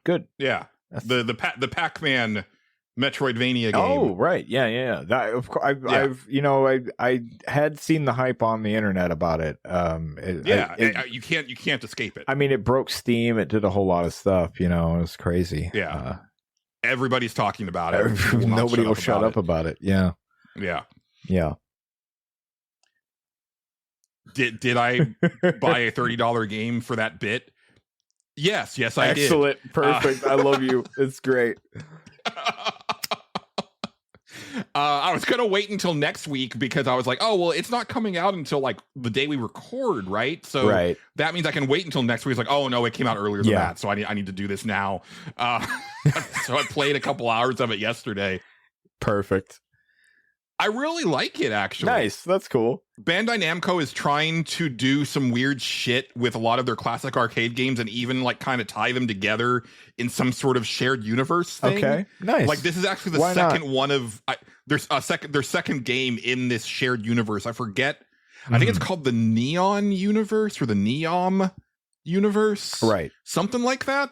And I don't remember what the first game was, but this has been on my radar ever since like they showed it. I think it was this past, like, not E3. Like I think that was the first time that I saw it, and I was like, or it might have been last year, but whenever I saw it for the first time, I was like, that's a interesting concept because like, just thematically and stylistically, it has no real resemblance to Pac-Man. It's very dark and it's very moody.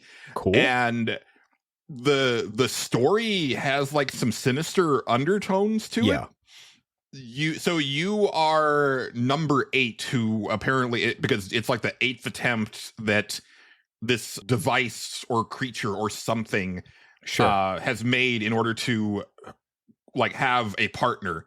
That creature or device or something that brought you into this world is Puck, who looks like a mechanical Pac-Man that follows you around. Right.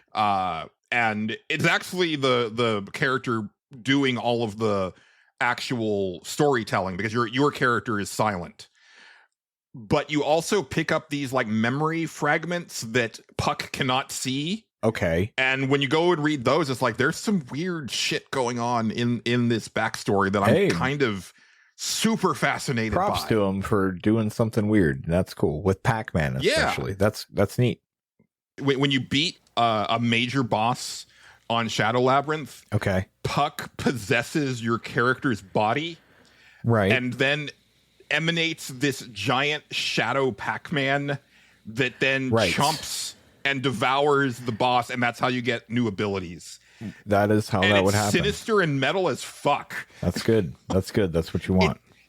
It's a really weird and like interesting game, and but it's still got like Pac-Man trappings in it. So one of the first major abilities you get is the ability to surf the D line, where you'll turn on the switches. Okay. I'm sorry.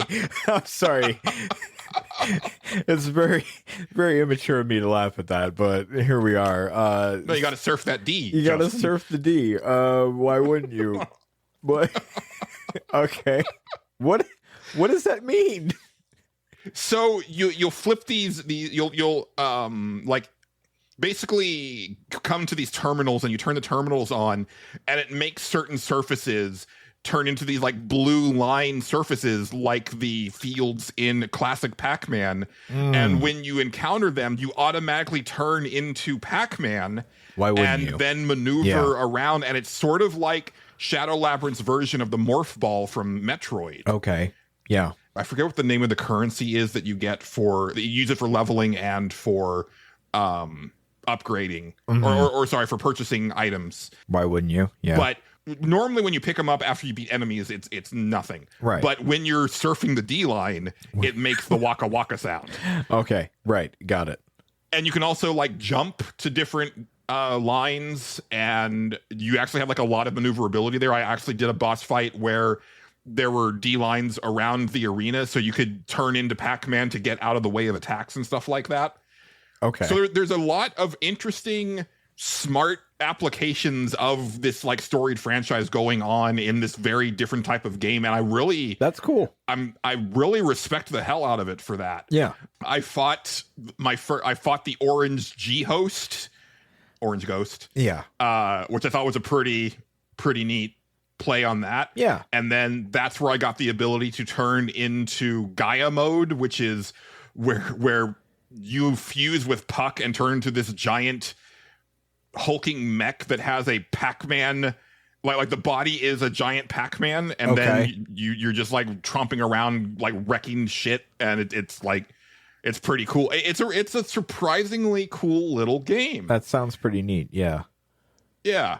I'm definitely going to finish it. It also helps that like that 2-hour session put me at like nearly 20% complete according to the PlayStation. I'm like, oh, okay.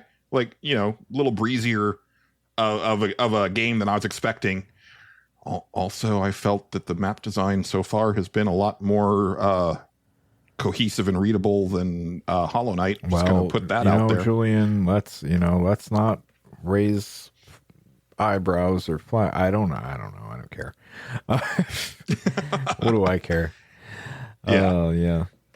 But yeah, I actually do recommend it. I think the only like drawback so far is like the art style leaves a little bit too like Yeah. I could probably go. I wish they'd gone a different route with that. I don't think it looks particularly great. Right. It kind of has, similar to Hollow Knight, Right. kind of a Newgrounds Flash game vibe Yeah. to it in a way that I'm like, I wish that you had either gone with like fully hand drawn or sprite work or maybe even polygonal, but this feels like this weird like in between state that I'm not too jazzed about. Yeah. But it doesn't look bad. Yeah, it just I feel that they could have gone with a different art style that would have heavily benefited the game.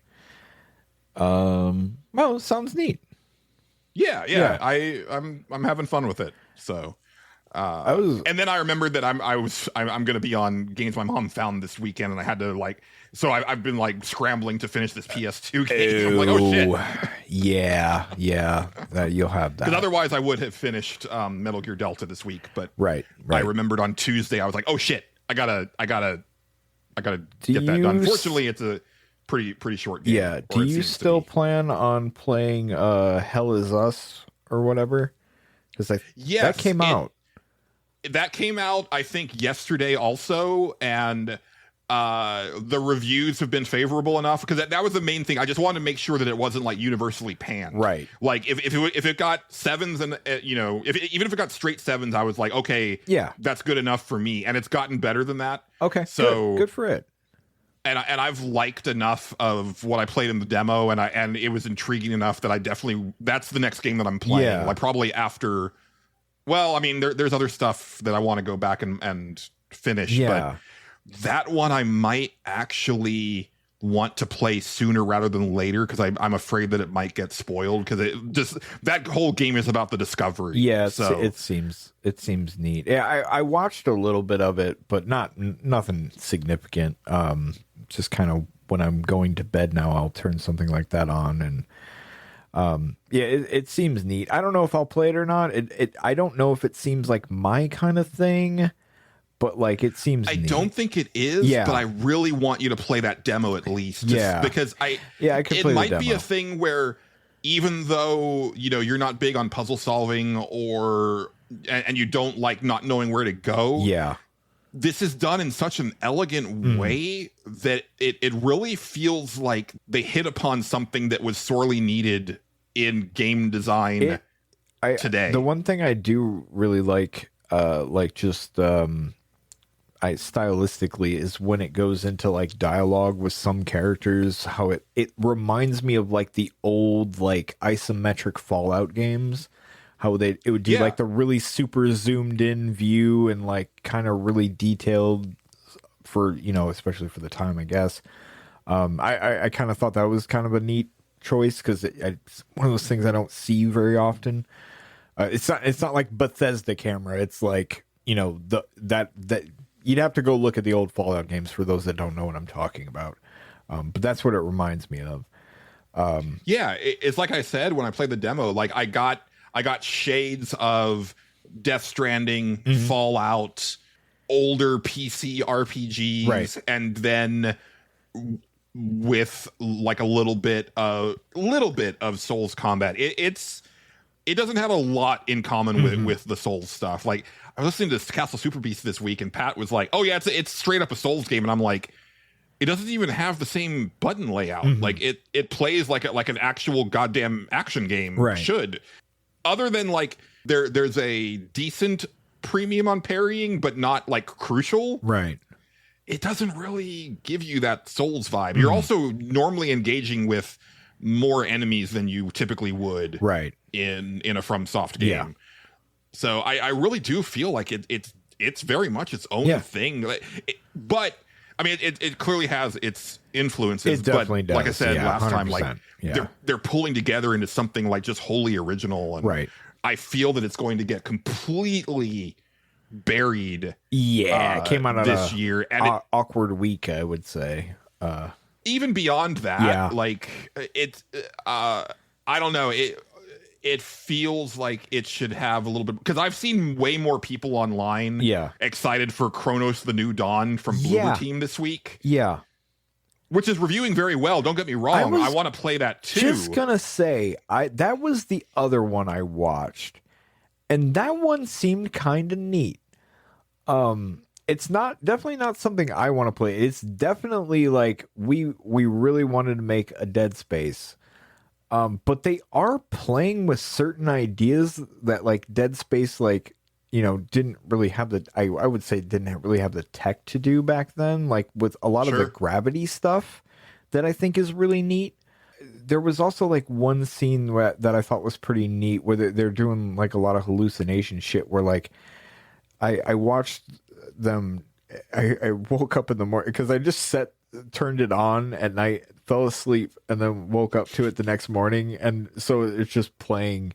I don't know what point it was in the game, but like, so they dropped down into this like almost like apartment looking thing, and then like all of a sudden all these enemies rose up, and then like it just kind of all of a sudden it flashed some shit, and then they went away, and I was like, that was really cool how they did that. It was pretty neat. Like there was also a lot of like almost dimension shifting when like, because like you're like, they're playing with the gravity, it seems like, and like they're walking up walls, and it was cool. Like it seemed pretty neat. Like I said, not something I really want to play, but like seemed like something like maybe worth checking out for people that like that sort of thing. For sure. Yeah. I have not yet looked at any reviews. I just saw like the overall scores were really high. Yeah. So I do want to kind of watch a couple reviews and see, because I always need to see, like, even when a game review is super high, it's like if I hear enough things that are like not to my taste, then I'm going to be like, I might check that out later. Yeah. Because for me, Hell Is Us is definitely like that's the one I'm way more interested in. That's the one you seem to be aiming towards, which I don't blame you. You played the demo and you liked it. But just watching that one, I was like, I'm actually for a game I forgot existed until I seen it. I was like, oh right, yeah, that was a thing that has been shown before. I remember this. I was like, oh, actually, this is kind of cool looking. I'm not gonna lie to you. Yeah, I found that one fascinating. Yeah. Yeah, but yeah. So I still have more. Awesome, go for it. I've been playing my Switch 2 a little bit more, not so much this week, mainly because of Metal Gear Delta, and also because I haven't purchased anything beyond the Mario Kart that came with it. Yeah, I will say I discovered the mode in Mario Kart World Tour that should be the main mode, in my opinion. Yeah, which is Knockout Tour, where you're going.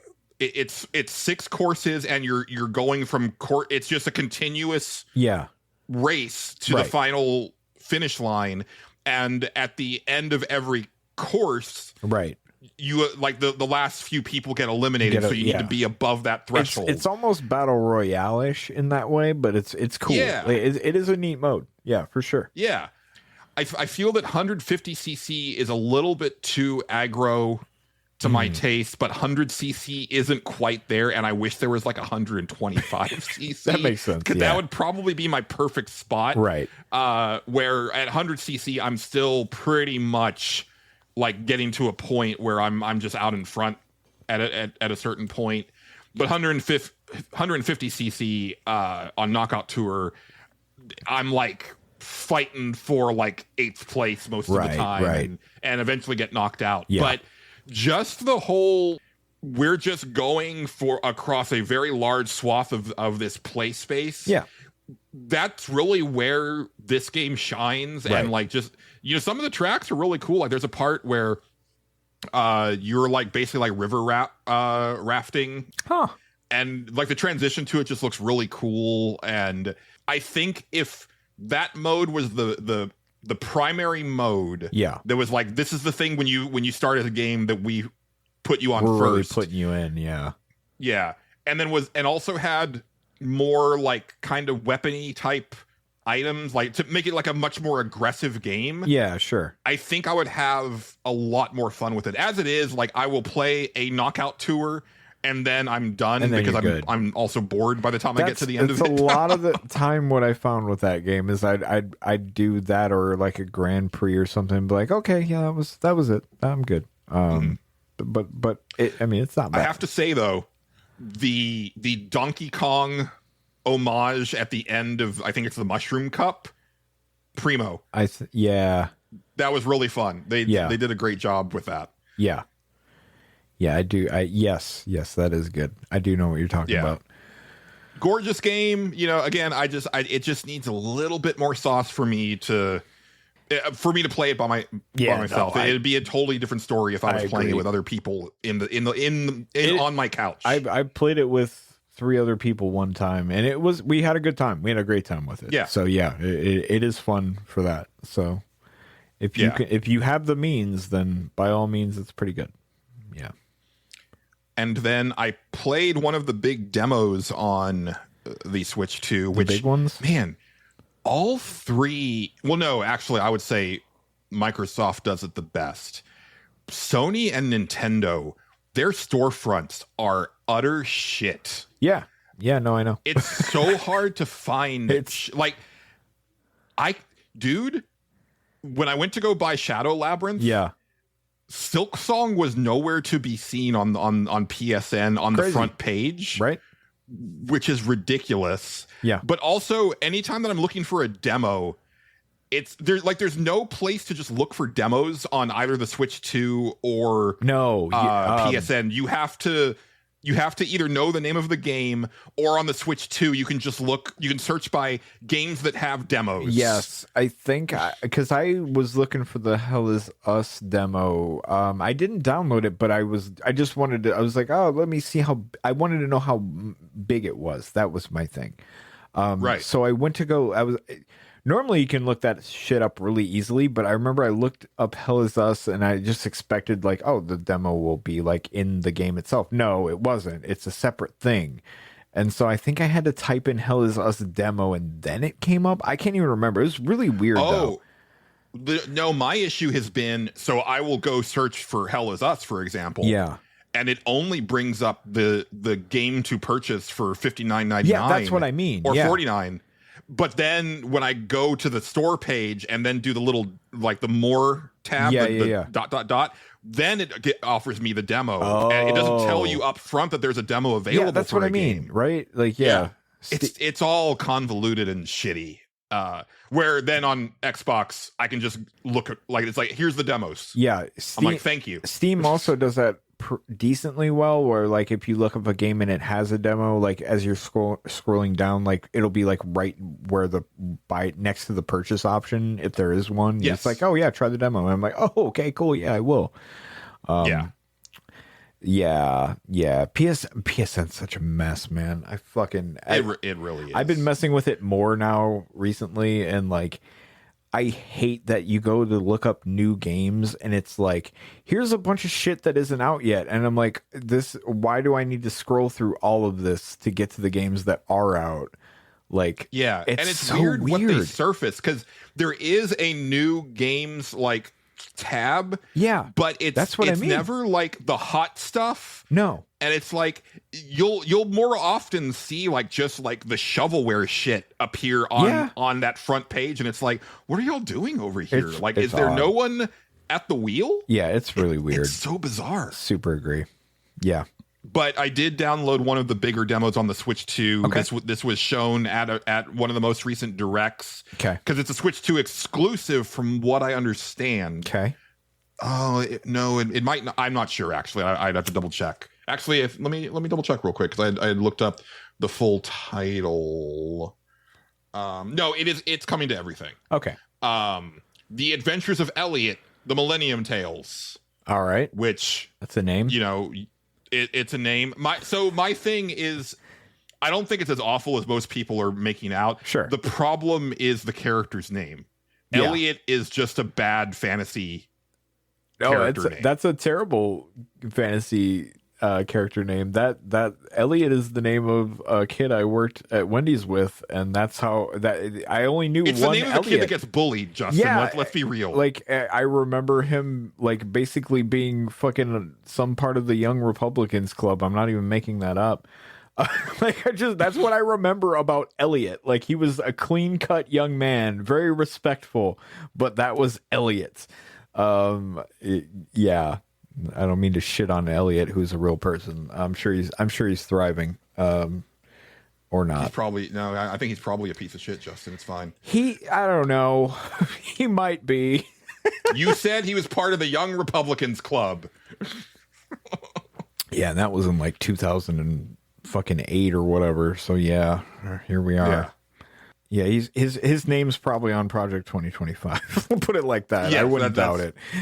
He's the one drafting the bill. I think he was headed to college. He was younger than I was. So yeah, I wouldn't doubt it actually. Well, I also think you're good with either calling it the Millennium Tales or the Adventures of Elliott. I don't think you need both.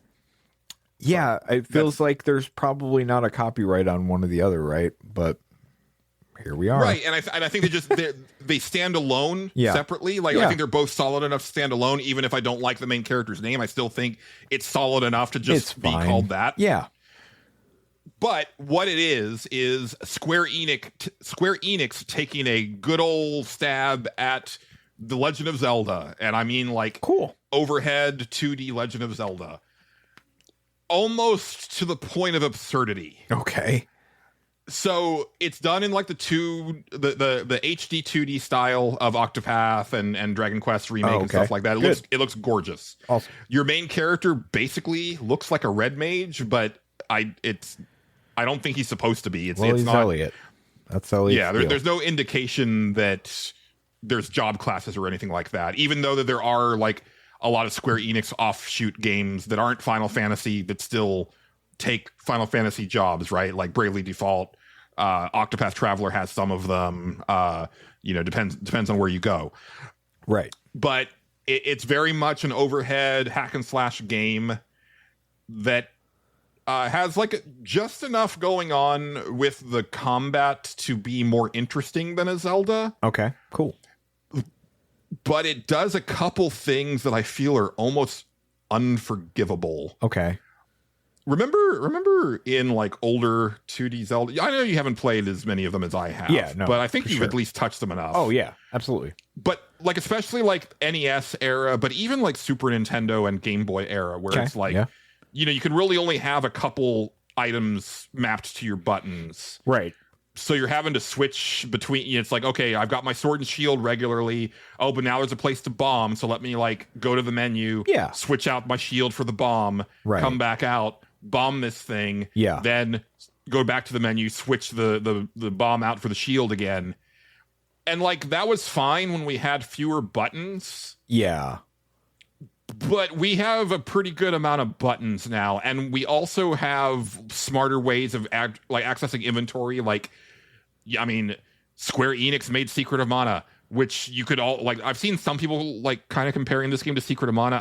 I disagree, but but Secret of Mana had that very handy ring menu system where you would just like bring up a menu of things around your character that you could quickly access. Yeah, that would work. But this doesn't have that. You have two items that you can map to buttons, Justin. Yeah. And the amount of time that I was spending in menus going back and forth for shit was fucking egregious, dude. Yeah, and that you sounds can't actually bad. map your healing potions to a button. Oh, you have to which go to the means that menu? you have to menu in to heal your character. Oh, yeah. And it's like just enough pages deep where it's like, if this game is like more than like 6 hours long, and I'm sure it will be, this is going to be a problem. And then on top of that, Justin, and let me be clear, I think the game is good. Okay. Like All I will right. probably play this game when it comes out. Okay. Because I do miss me some old school Zelda flavor. Mm-hmm. It's been a bit. Remember Navi from Ocarina of Time? I try to forget about him. But remember how she would say like, "Hey, listen." Yeah. No, I try to forget, but I remember. But that was pretty much all she really. Yeah, that bothered was. you with. I mean, you didn't. It was an N64 game. You can only have so many audio samples. I'm gonna guess. Yeah. Imagine if she was just running commentary the whole time. Oh, good. That's what you want. Yeah. Because you do have a fairy companion that you can also, I guess there's a co-op mode where another player plays as the fairy and can accidentally maneuver around, but you can also command her to do certain things. But she's constantly commenting on everything that you're doing, and it's super annoying.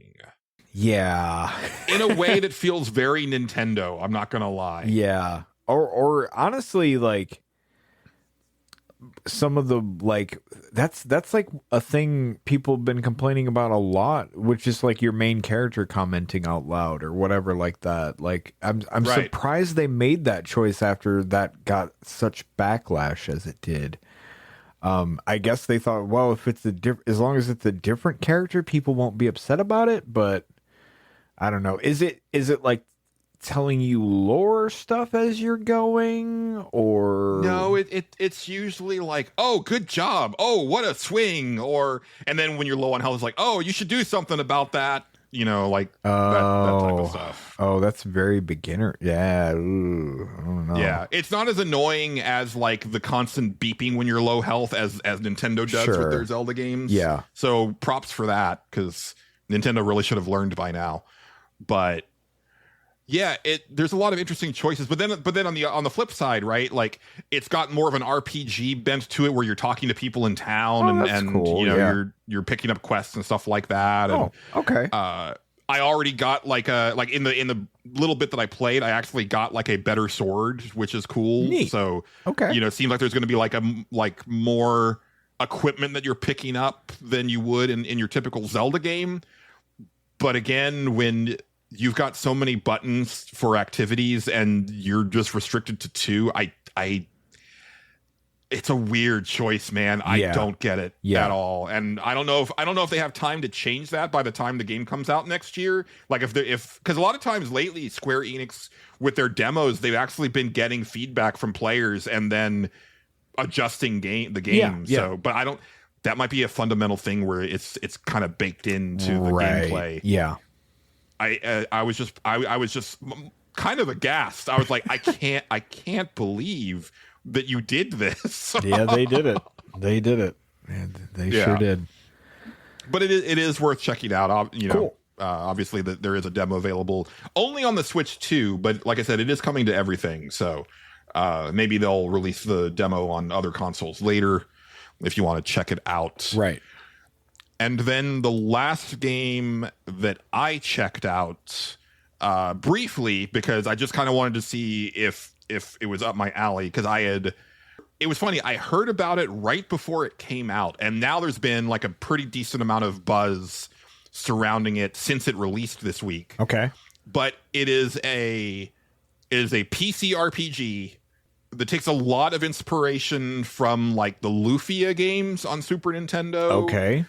That's interesting. As well as a couple of the Dragon Quest games, and also I guess like a little bit of Octopath and a little bit of Live Alive. Okay. In the sense that, like, you know, you get to a certain point where you're deciding, okay, I want to see this character's intro next, and you're kind of picking what order you encounter each of the characters. Sure. It is a really cool old school looking RPG called Quartet that just came out this week for PC.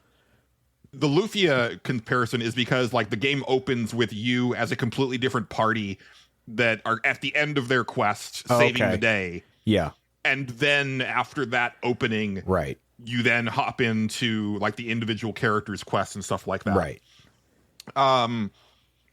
And I'm not sure if you're going to be. There's a mechanic where you can swap out party members, so I'm thinking there's going to be more than 4 characters, despite the name. It's possible. Yeah. But your party is capped at 4. But then, like I said, there is that way that you can swap out, like you do in Final Fantasy X. Sure. It's a pretty simple art style. It's doing the, you know, we really loved Super Nintendo as kids, but it is going above that. And it's kind of behind the back again, like Lufia was when you're in fights and stuff like that. It's reviewing really well, and there's actually and the other thing, the reason that it got on my radar also is like it's apparently a high quality game, and for an RPG, it's like about 20 hours, which is like, hey, that's pretty palatable. Yeah, and it's like I think it's is it $20? It might be $30. Let me double check, because I put it on my wish list on Steam, because it also seems like a perfect Steam Deck game. Right. Yeah. That maybe that's what they built it towards. Hard to say, but yeah.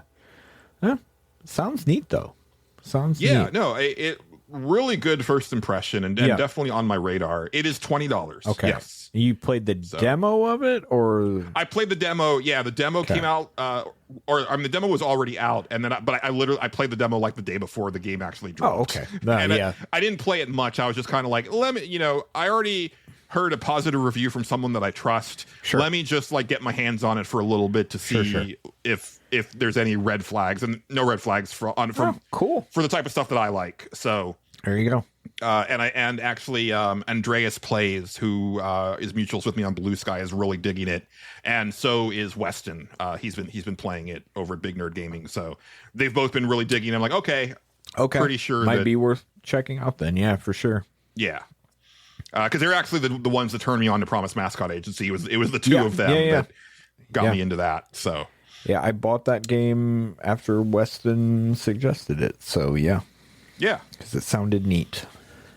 Yes, that Blue Sky has been really good for game recommendations. I gotta say, That's really good. I have come across like a lot of games that I would not normally have heard of, and I'm like, oh shit, that's actually, I'm glad that I know about that now. Sweet, yeah.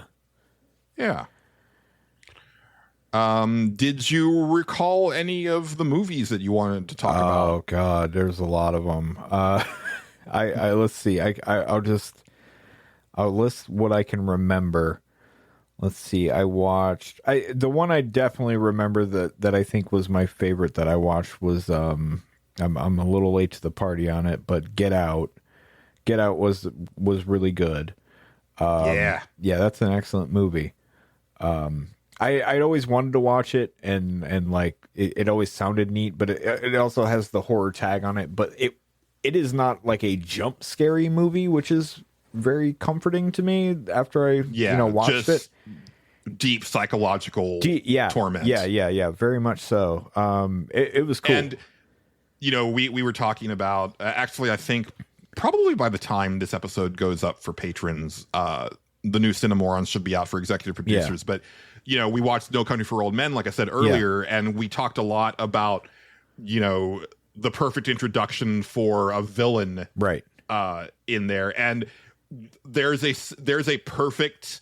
This is a villain moment in Get Out where it's just somebody eating cereal by hand and then sipping milk, which is just the most fucking unhinged thing I hit. Like I was like, okay, no, you were the baddie. They're not only doing that, they are taking small bites of like Fruit Loops. And then it's crazy. And Demure sips through a straw. Yeah. Of milk. It's wild. Yeah. That movie's great. Yeah. I really liked it. Let's see. I watched Midsummer, which is, the Hereditary guy, Ari Aster. How'd you feel about that one? Because I really enjoyed it. I liked it too. It was good. That one is one I thought about a lot afterwards too. Just it's very interesting. It's sort of like this weird allegory for like relationships and shit like that and getting over it, but also through this lens of like weird cult. Basically, yes. I was trying to think of the term for the cult that they are, but it's a cult. That was a cool movie. I also liked I don't know. It was just really good. It was a neat one.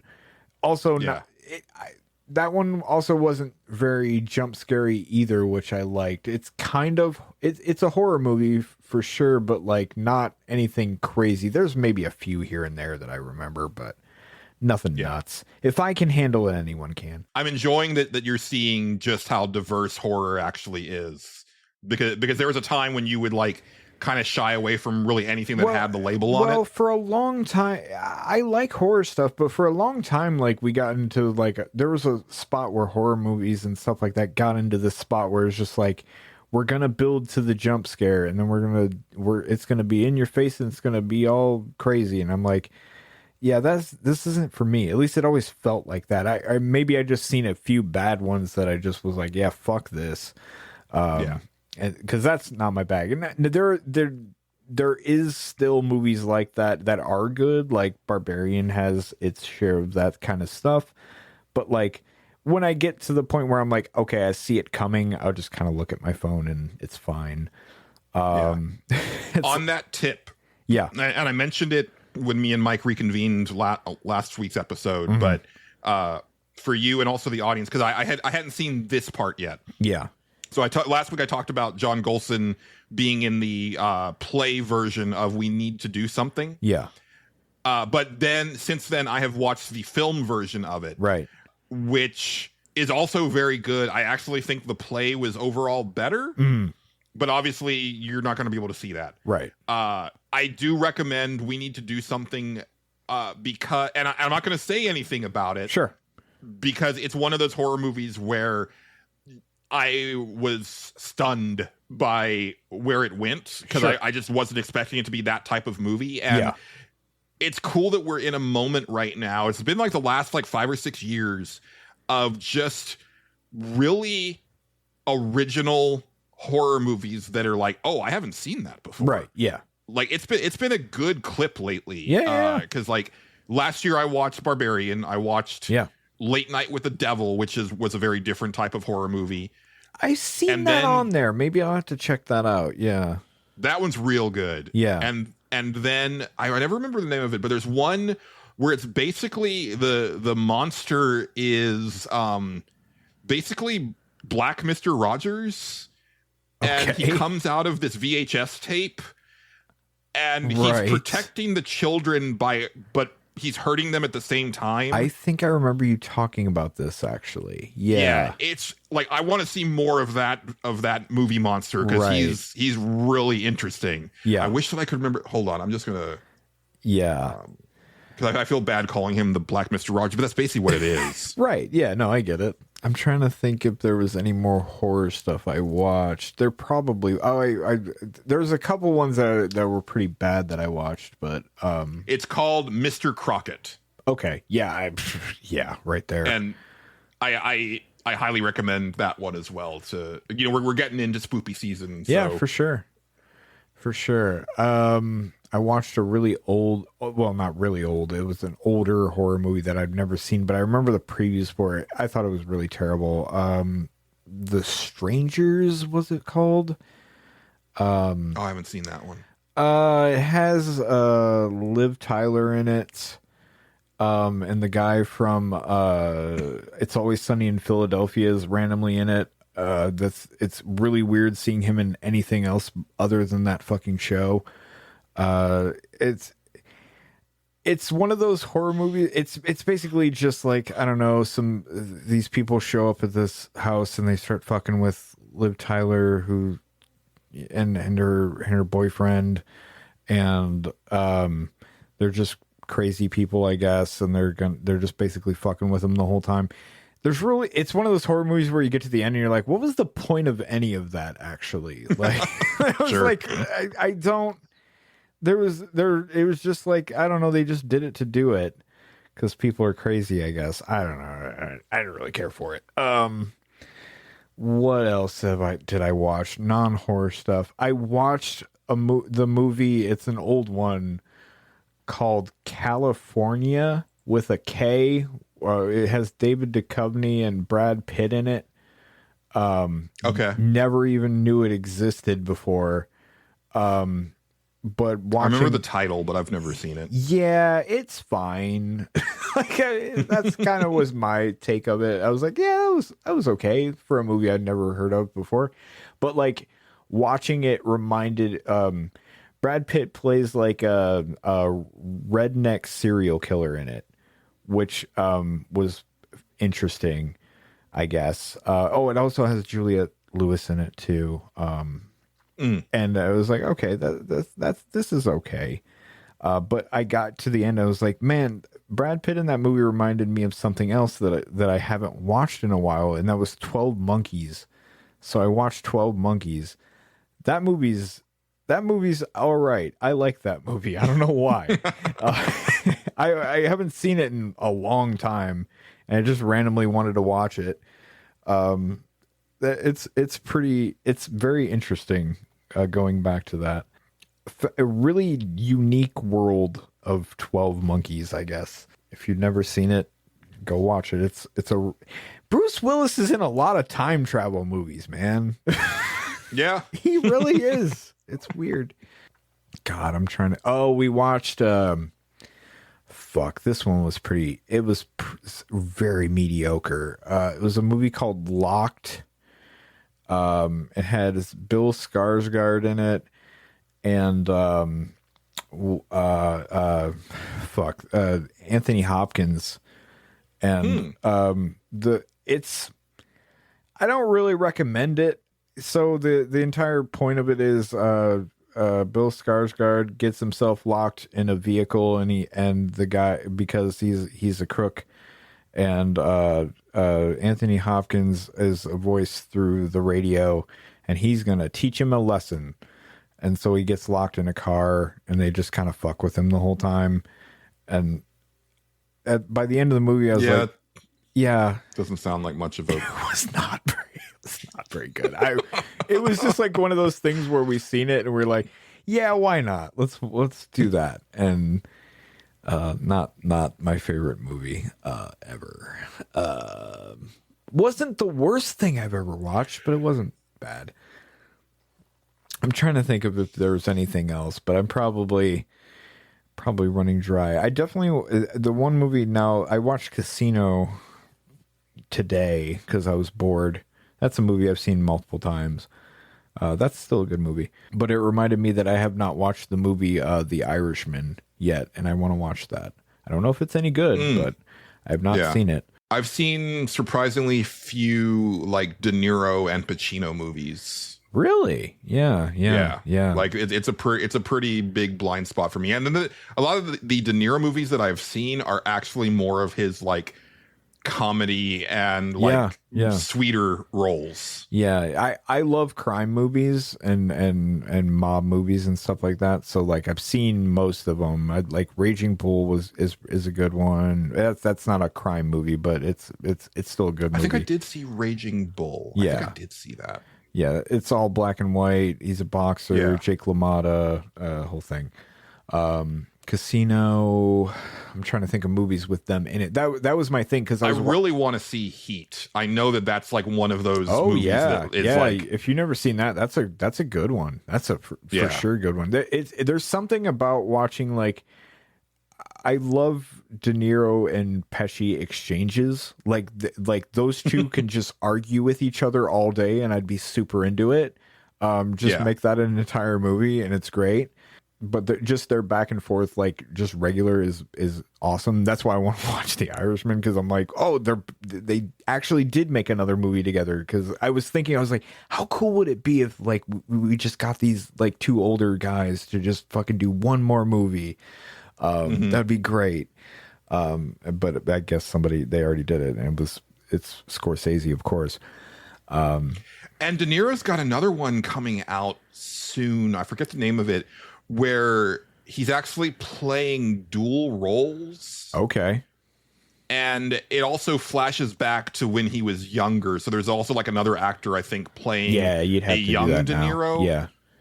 And that looked pretty good. I forget what it's called though. Yeah, that would be cool. But yeah, I love that. Trying to think of anything else that I watched. There's probably a few other ones that I watched. Maybe there's I have last movie I need to mention, and then I'm done. And it's it's one I forgot to talk about a while ago. I watched possibly the most unhinged film I've ever fucking seen in my life. It is called Bad Lieutenant, Port of Call, New Orleans. It is a Nick Cage joint. Nick Cage plays the titular, however you say that, Bad Lieutenant. It is a Werner Herzog movie about a corrupt police officer. It also has Val Kilmer, not Ava Longoria, Ava Mendez, I think. Girl with the mole. She's cute. Who the fuck else does it have in it? Exhibit is randomly in the movie. Oh hell yeah! All right, I'm on board now. Oh, sir. Okay, I can't. We heard you like some bad in your lieutenant, yo. Oh my god, it's great. Oh, dude, this movie is so fucking crazy. Not because it's like good or like the events taking place are crazy. Of course it's not good. No. Yeah. You said Nicolas Cage is in it. Yeah, no, hey, he has a few that are okay. I'll defend Nicolas Cage to some degree. He has a few that are fine. When you find him the right role, he's fine. But not all the time. You're going to get Nicolas Cage, and that's what you're going to get. The last 20 years has been more miss than hit. Yeah. Oh, I'm not denying that. I'm super not denying that, Julian. This one is so fucking wild though. So it starts out, it's very like, okay, he's gonna slide into this like drug habit, and he's doing all this shit. It sort of reminds you of like almost like Training Day, but not really. Like he's basically doing whatever the fuck he wants because he's a cop, and you're like, okay, I get the point. Eventually, you know, he's gonna get his, and that's how this is gonna go about. The movie, like it starts out with this case where it's like, okay, some bad guys killed this family, and like the kids and all this stuff. It was really bad. Nick Cage is still like a cop, so he is going to find out who did it. but he's also a bad lieutenant. You have to keep that in mind, Julian. Right. So no, he's I locked in on the bad lieutenant part. right. Exactly. Terrible name, which makes it so much better. I love it. Well, I think it's a sequel because I think there's already a bad lieutenant. So there is a bad lieutenant movie from the 90s. I don't think this is a sequel. I could be wrong. But I think they're two different things. I think that's why they added the Port of Call New Orleans thing to the end of it, because there was a bad lieutenant from like the early 90s, late 80s, somewhere around in there. I can't remember. I don't know. Yeah, it was a Harvey Keitel movie. Yeah. I don't. Oh, so Wikipedia is referring to the movie you saw as a black comedy crime drama film. That sounds right. Yeah. No, that sounds right. Okay. It's unhinged. It's fucking wild, dude. It says the film is loosely based on the 1992 film so Bad loosely Lieutenant, based but it's on neither a sequel nor a remake. Yeah, okay. That makes sense. I could see this. Okay, Yeah. so like I said, because the title sounds like the direct-to-video sequel. Yes, to a it movie. does. So Kim is the one who suggested this. She's like, "Oh, you got to see it. It's wild." She was like, he's just crazy in the movie. Like he's just unhinged. And I was like, okay, yeah, sure, whatever. I'll watch this, and I'm watching it, and like I said, he has this case. He's gonna solve this case, but he's a bad lieutenant. He's doing all this wild shit. It's kind of seeing how far he can go before you're just waiting for the point where like, okay, he's gonna get caught and it's gonna be bad. He's gonna blow the case or something. Like you get to a point where you're like, okay, this movie's over, right? This thing went bad. Okay, yeah, here we go. This is the wind down, and then it keeps going, and then you're like, all right, we're still going. All right, sure. Okay, what else you got? Fuck it. Let's just do this. And then you're like, okay, surely that's the conclusion right there. That's it. No, we're still going. We're still going. Now we're just doing some other wild and then you're like, okay, but surely, like, okay, now he's lost everything. They found him out. And we're still going. Okay. Fucking what? Like, it just kept going. I've never seen a movie like where you're just like, surely it's done here. Surely it's done. Surely this is the end of the movie.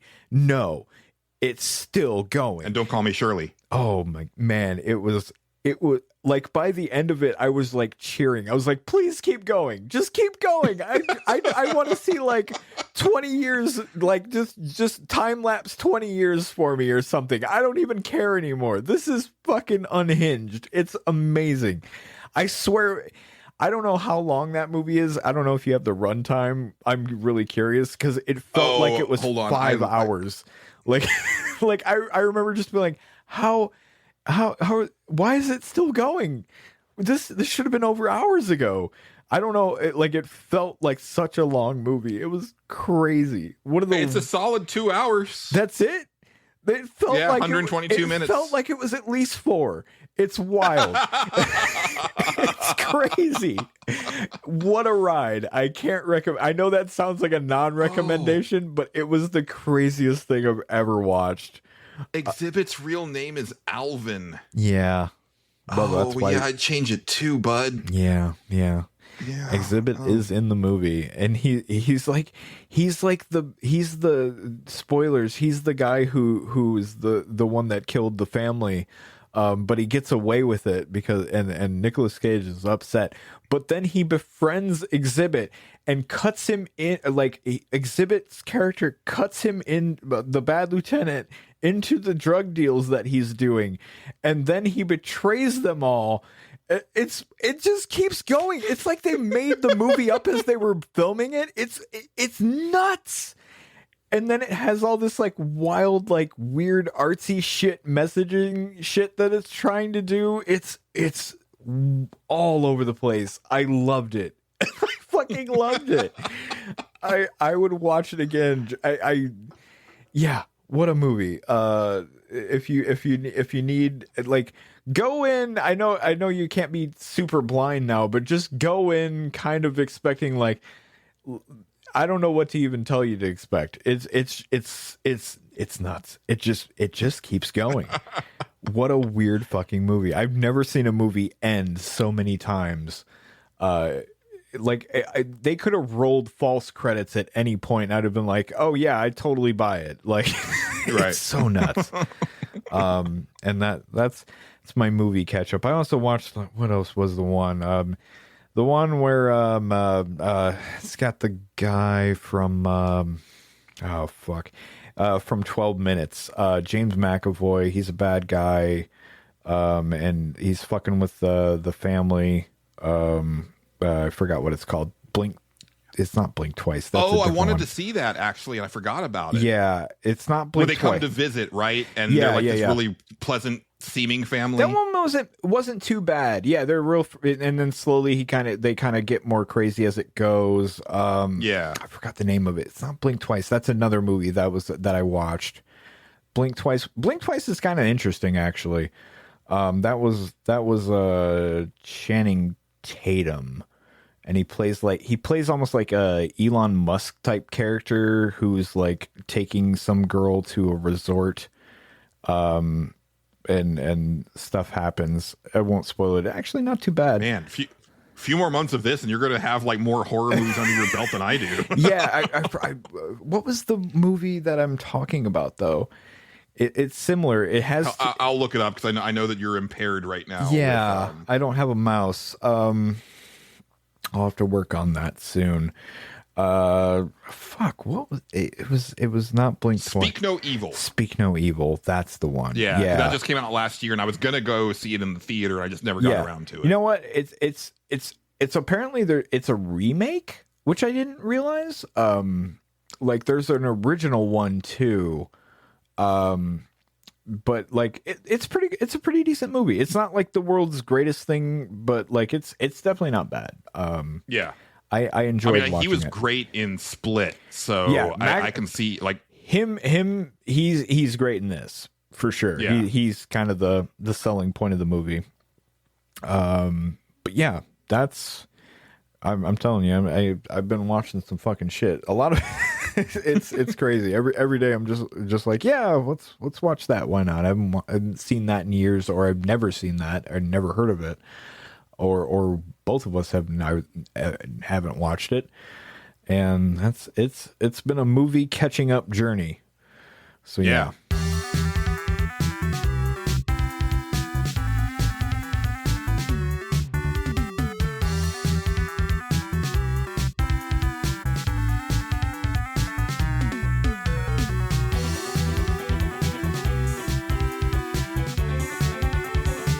All right. Well, speaking of catching up, we've got some comments, questions, and concerns to catch up on. Excellent.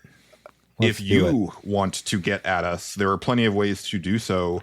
You can email us. The email address is the stage select pod at gmail.com. Fantastic. You can comment on the show posts over on Patreon or YouTube. Okay. Or you can join our Discord, and there is a channel for comments, questions, and concerns. Also, I do forget that you can do the same on Spotify, which is where our first comment comes from. Hey, is it bad? No. Okay. This comes to us from episode 68. I really hate myself when I watch Bones. Yeah. From Orange Cloud 619, who says, loved the chat about bananas. Gonna be honest, it's been long enough that I'm not quite sure where that came from. I want to say it was when we were talking about I feel weird, like I feel like we've come full circle. yes. Do the line, Justin. Weigh your bananas. Oh man. Oh, it's so good. I want a recording of it. I'm gonna try. I'm seriously gonna go to Kroger's next time and demand we buy bananas just to record it. Oh, it's so good. Anyway, go ahead.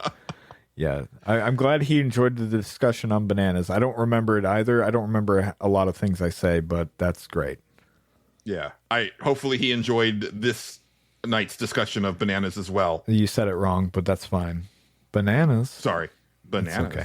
Bananas. No, but again, see, I'm more like, ooh, banana, because that's what everybody else has been doing. Banana. Yep. Hold on. Oh, here we go.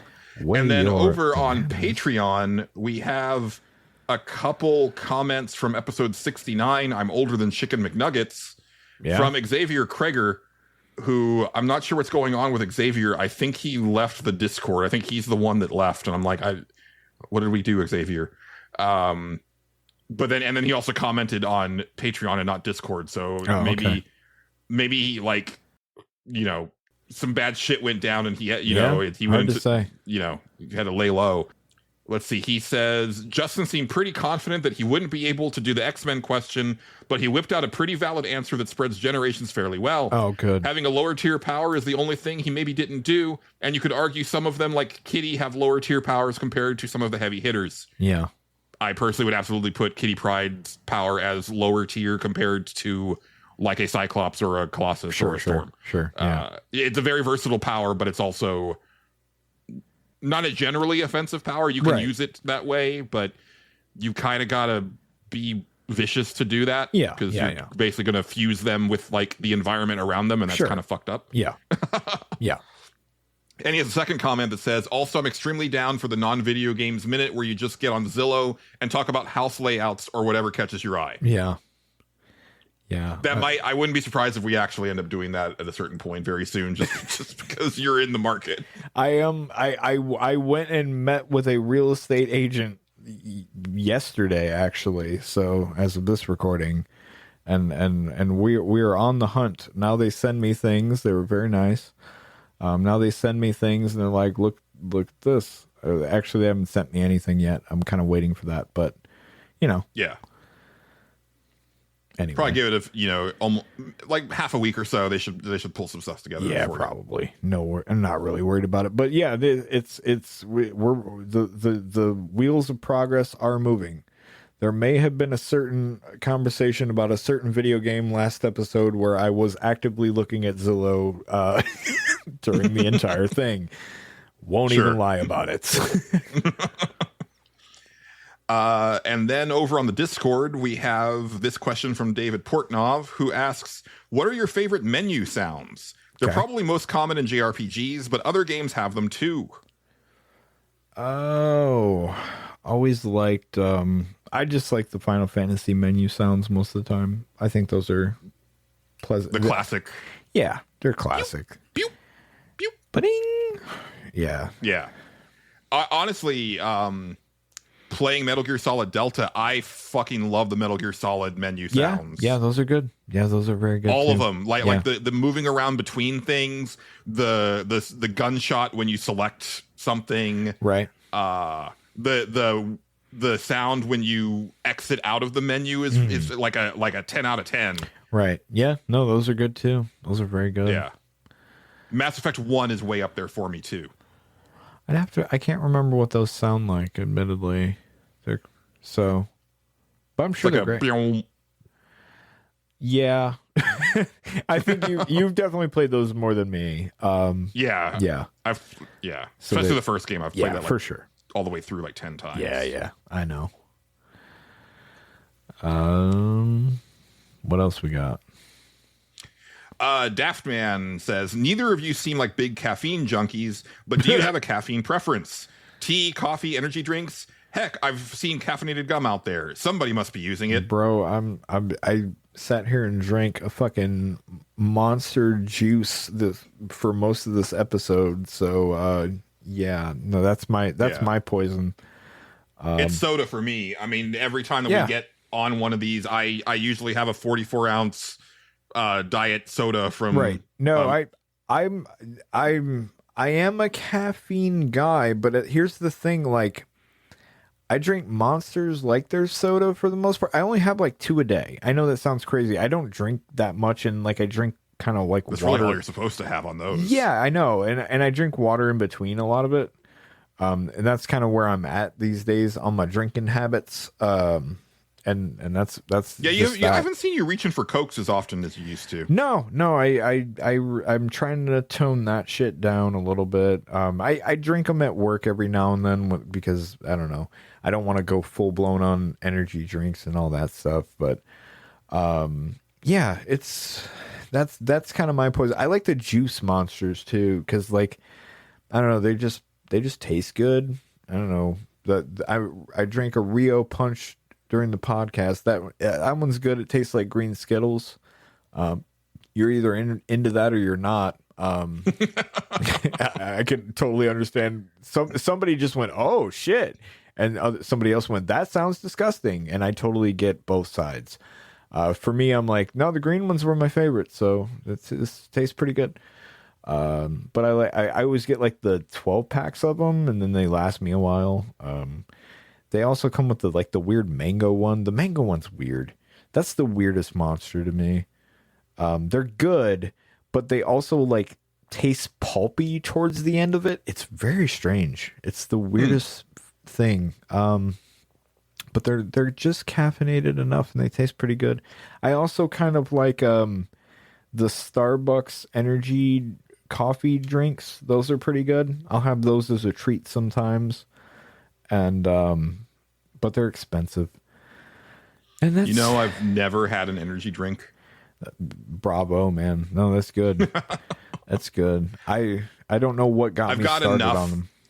Issues that I know I shouldn't have one. No, that's good. That is good.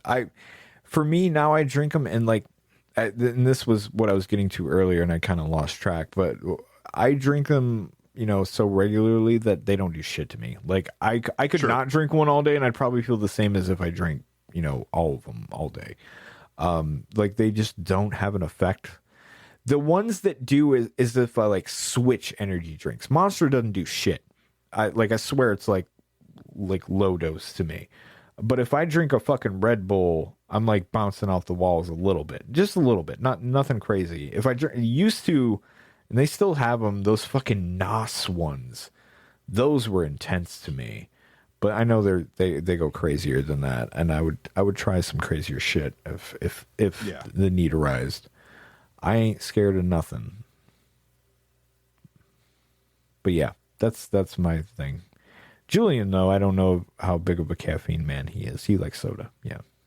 Well, I mean, yeah, soda, and it's the same thing for me. Is that I drink so much of it that I don't think the caffeine really does much for me. Yeah, it really doesn't. I mean, when I'm driving to Colorado Springs and I've left after work, so I'm usually grabbing a Mountain Dew Zero for the last leg of that trip because it will do just enough in the sleepy hour because between 3 and 5, that's the rough part for me these days if I'm staying up super late. Yeah, 3 and 5 a.m. Yeah, that's. Oof. Yeah, I used to be able to pull all-nighters, no you and me problem. I both. used to work night shift. Yeah, me too. I've always said it. If somehow I randomly went back to night shift tomorrow, I probably could snap back into that schedule, no problem. I'm just weird like that. Yeah. But, yeah, I know a lot of people. It is harder for me to recover the next day. Yes, for sure. And that's just I know that's an age thing where honestly, the next time that I drive to the Springs, I'm probably going to go ahead and leave in the morning to get there in the evening for once, because the last couple trips I've noticed that I'm conking out at 9 o'clock. Well, the first couple evenings that I'm there, and that's just missing out on time with friends. It's an age thing, but it's might not even be the staying up part of it. That drive itself will wear you out. A long drive is just there's something about driving in a car for X amount of hours where you just get done and you're just I don't want to do shit for a while. Not me. No, yeah, I have that. I tank that shit. So friend of the show, John Gholson, had a thing. He had a thing he wanted to do for his 50th birthday, which is coming soon, where he goes to Yogi Bear Chickens. I forget where. I think it's in Georgia somewhere. And so we were talking about logistics because a friend was going to pay for him to fly out there. And he said, well, I don't want to do that. I'd rather just drive out there with a friend because I don't want to go by myself. Yeah. And so we were talking about logistics and I was like, well, what's the drive like total? And he's like, I mean, it's 23 hours. There's no way that we could do it. I was like, dude, I drove from San Francisco to Colorado Springs in one shot. Yeah. And that was a 25-hour drive. Yeah. Yeah. You haven't driven with me, John. Yeah. I've done 26 in one shot. I probably could still do it if you asked me to. Yeah. I probably could. Because once you are driving, like, it's funny, like, I do stand by my previous statement of, like, the next day I'm drained as fuck. Like, I like the day after, I'm like, I don't feel like doing shit. But like, yeah, a 20 plus hour drive, I'm gonna be dead the next day. Yeah, that's what I mean. But the 14-hour drive to the Springs, I'm fine. That's good. I remember I've told multiple people, like, yeah, I drove the 26-hour drive from Ohio to Utah in one shot multiple times because I just did. I would always get to, like, almost like Forrest Gump levels of, like, well, I've run this far or I've come this far, I might as well keep going. And then, like, by the time I start to feel tired, I'm, like, so wired from just being on the road and everything that's happened up to that point that I'm like, no, I'm just gonna finish it now. I'm like 2 hours away. Why would I stop? Even if I'm like a couple states out. But yeah, like, you just be wired, and then right when I'd arrive at the destination, I'd be so fucking wired I couldn't sit down anymore, because that's the last thing I want to do. But then, yeah, the next day I'd be like, oh god, I can't fucking move after that. But yeah. But yeah, you could probably do it. I mean, it'd be fun. Especially, like, you could make a whole thing of it too. You could stop along the way and do some stuff if you wanted, and that'd be fun. Xrian says, tell me about game shows. What are some of your favorites from growing up or even now? Did you grow up watching the Nickelodeon ones like Legends of the Hidden Temple or Wild and Crazy Kids? Watch some with your parents growing up like Jeopardy or The Price is Right? Would you have went straight for the giant blocks of cheese in Supermarket Sweep? And also, any host you hated or liked? Remember any funny moment from an episode like when Mark Summers broke that mom's nose? I don't remember that. I hate Pat Sajak. I can say that with confidence. I just don't like Never the guy. liked Pat Sajak. Yeah. He just comes off as an asshole. I'm glad he's gone. Yeah. Now it's Ryan Seacrest, and the entire show has, like, a different vibe now. Like, in a good way. I don't even like Ryan Seacrest, but I'm just like, he's friendly enough. Like, at least he's nice to people. There's something about Pat Sajak when he was just on there. He's just like, yeah, spin the fucking wheel. I don't fucking... Like, he was just so over it the entire time. And I get it. He probably recorded, like, 10 episodes that day. And he probably is over it. But, like, can you pretend to not be? Please, Pat, for the love of God. A really bad physical match for Vanna White. Yeah, right? Yeah. I could see it. Price is Right was always my favorite, but I only watched it when I would be homesick from school, which was actually a lot. Yeah, sure. I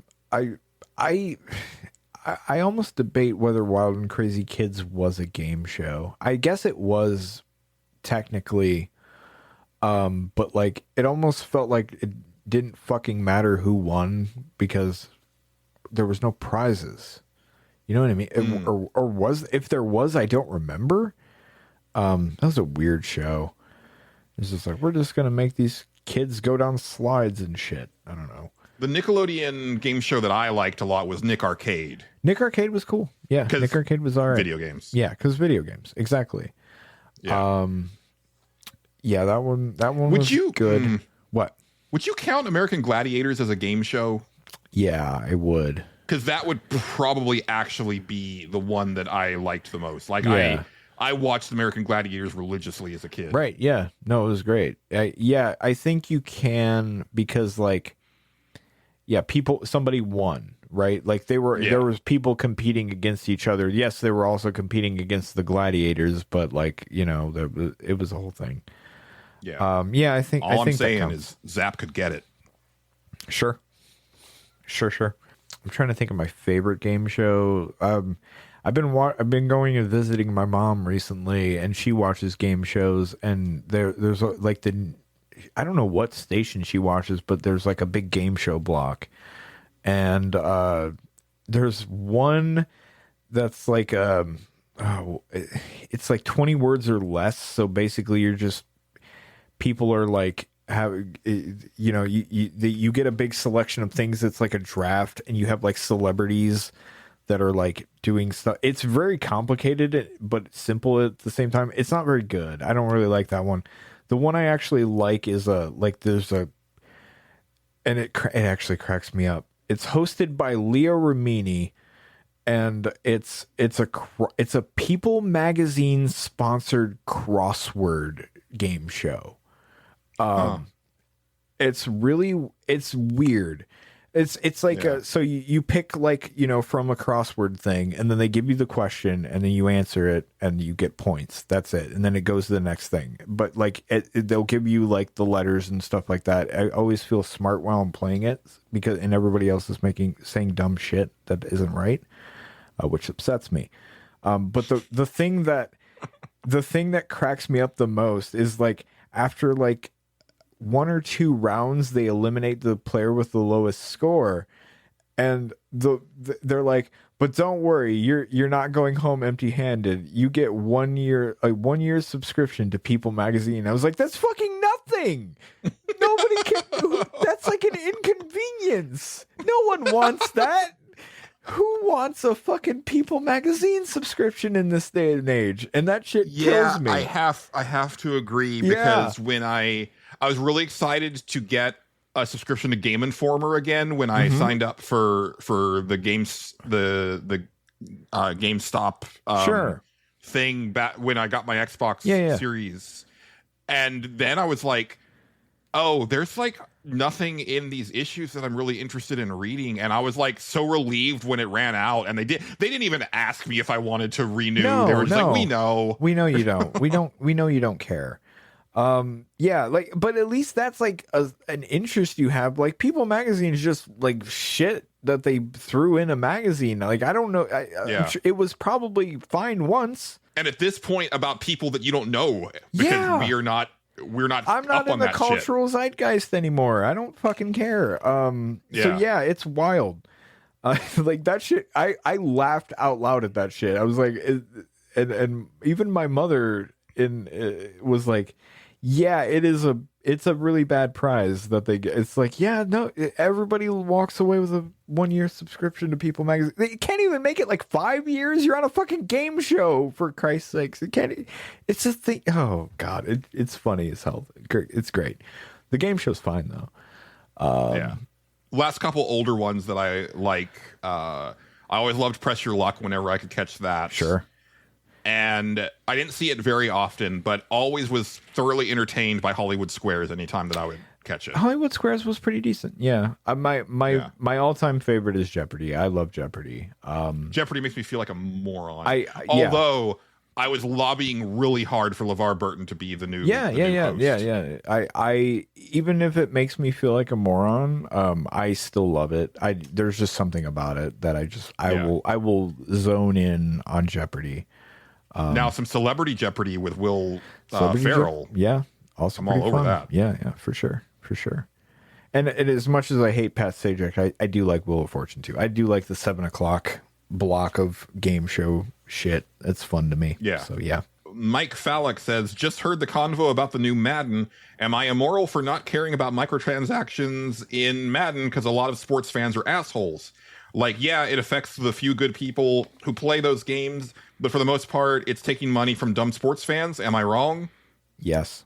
Yes, you're wrong. Yeah, actually, yes. I'm not like I get your disdain for those people. I understand that, but the problem is like it's not even a full game anymore because of the microtransactions. Like it's really weird. It's stuff you used to unlock. Sports games used to be like a lot of kids like kind of entry into video games, right. And I feel that it can't be that anymore. No, because they are so like grossly predatory, and it's not a fun time for like a 8-year-old to jump into one of those. Full price for a video game, and then like you need to pay more to get like really basic stuff. If it wasn't just basic stuff, if it was like, yo, you get this like gold fucking, you can get your players with gold wings on them or some wild ass shit, I'd be like, yeah, if you want to spend, $5-10 on that, go nuts, go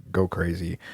But like it's like really basic shit a lot of the time, like shit that's like I have to pay for this animation. Like I'm not paying real money for that. That's insane. What are you, nuts? Yeah. And even if you don't care about the sports game or the people playing the sports game, it still is one of the biggest games of the year. And you bet your ass that the stuff that's working in that game is then filtering into everybody else's shit. Yeah. So it affects everybody at a certain point. Yeah. Yeah. It actively makes all video games worse. If that game suddenly makes a lot of money, then suddenly that becomes the model for games that you do like, Mike. That's how that works. Get prepared. We call them dark patterns. Well, we don't, but the industry does. Yes. And last, catching up on comments, questions, or concerns, 60x Self says, you maintain a list of games you've played, but do you maintain a list where they rank on a potential top 10 roughly? Or is that all figured out at the end of the year? The list thing is actually a very new thing for me. That actually started with the stage select for me. Yeah. I didn't used to track it, but we didn't used to do Game of the Year as big as we do on this podcast. Yeah. But for me, no, I typically know what my front runner is for my number one slot. Mm-hmm. Everything else is in flux right up until until we come back for the next season. Usually, that's pretty much exactly it. Usually I kind of have a feeling as to what my favorite game that I played that year was. And it's everything under that's kind of up in the air a little bit. Sometimes I'll think back on a game and it'll kind of like it'll kind of move up in the rankings. Disco Elysium was one of those games where it probably wasn't my game of the year at first when I played it, and then the more I thought about it as the months went on, I was like, no, I'm still thinking about that game a lot. Yeah. So it crept up and up and up. So it can happen that way. It's your own personal list. So sometimes shit changes, your feelings change. It's you go with the whims of it, Yeah. We actually need to start reaching out to people for scheduling, and I don't like. I'm worried about scheduling this year in particular. Man. So yeah. Because a lot of stuff has changed this year. But we need to start thinking about that soon, like pretty soon, actually. Yeah. The cutoff will be basically Thanksgiving as far as the games that are eligible. Right. And then we'll probably want to start recording probably the week after Thanksgiving, I would imagine, and probably try to. I think this year we should probably try to knock them out just one after another, like 3 weeks in a row instead of the way we ended up doing it last year. But right, kind of depends on what's going on. Hard to say. Yeah.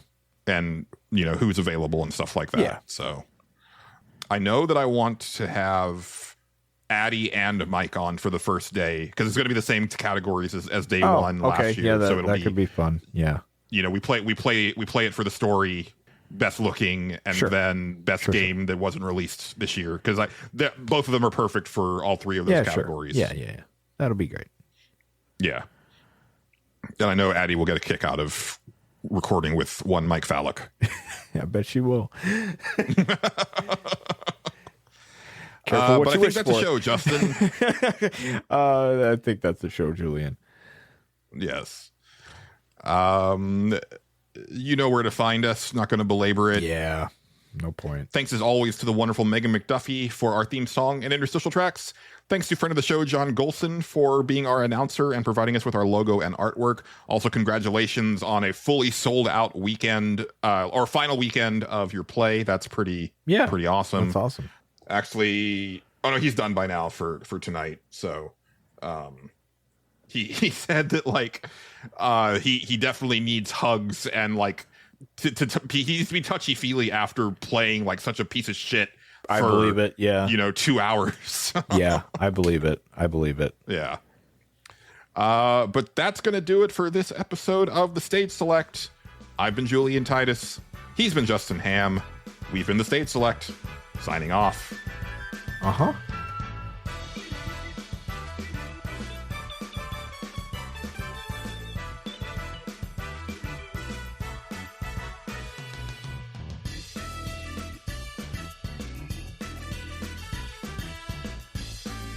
The Stage Select is copyrighted and owned by Space Monkey Mafia Productions, specializing in independent podcasting. Please consider sharing the show with your friends and support us by joining our Patreon or donating to our coffee.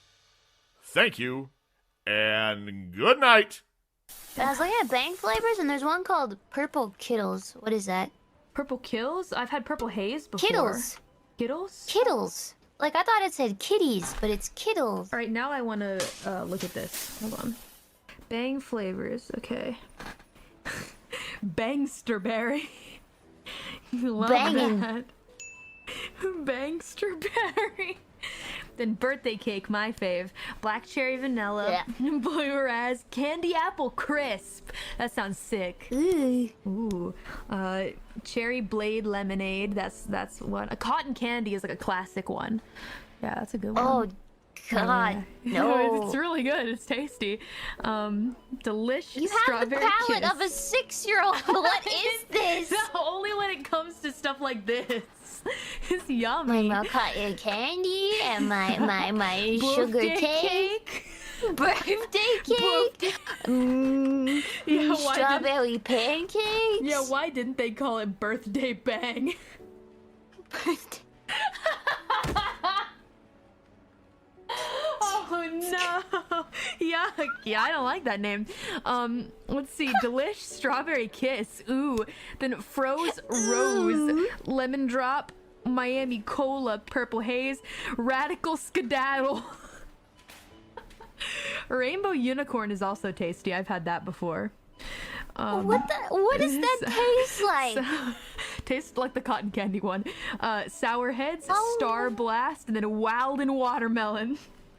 Wild and watermelon. Wild and water. What's It's good this stuff. skedaddle? Skedaddle. Skedaddle. Radical skedaddle. Radical. Like, what is that supposed to taste like? Radical skedaddle. Radical skedaddle. Yeah, it is strange.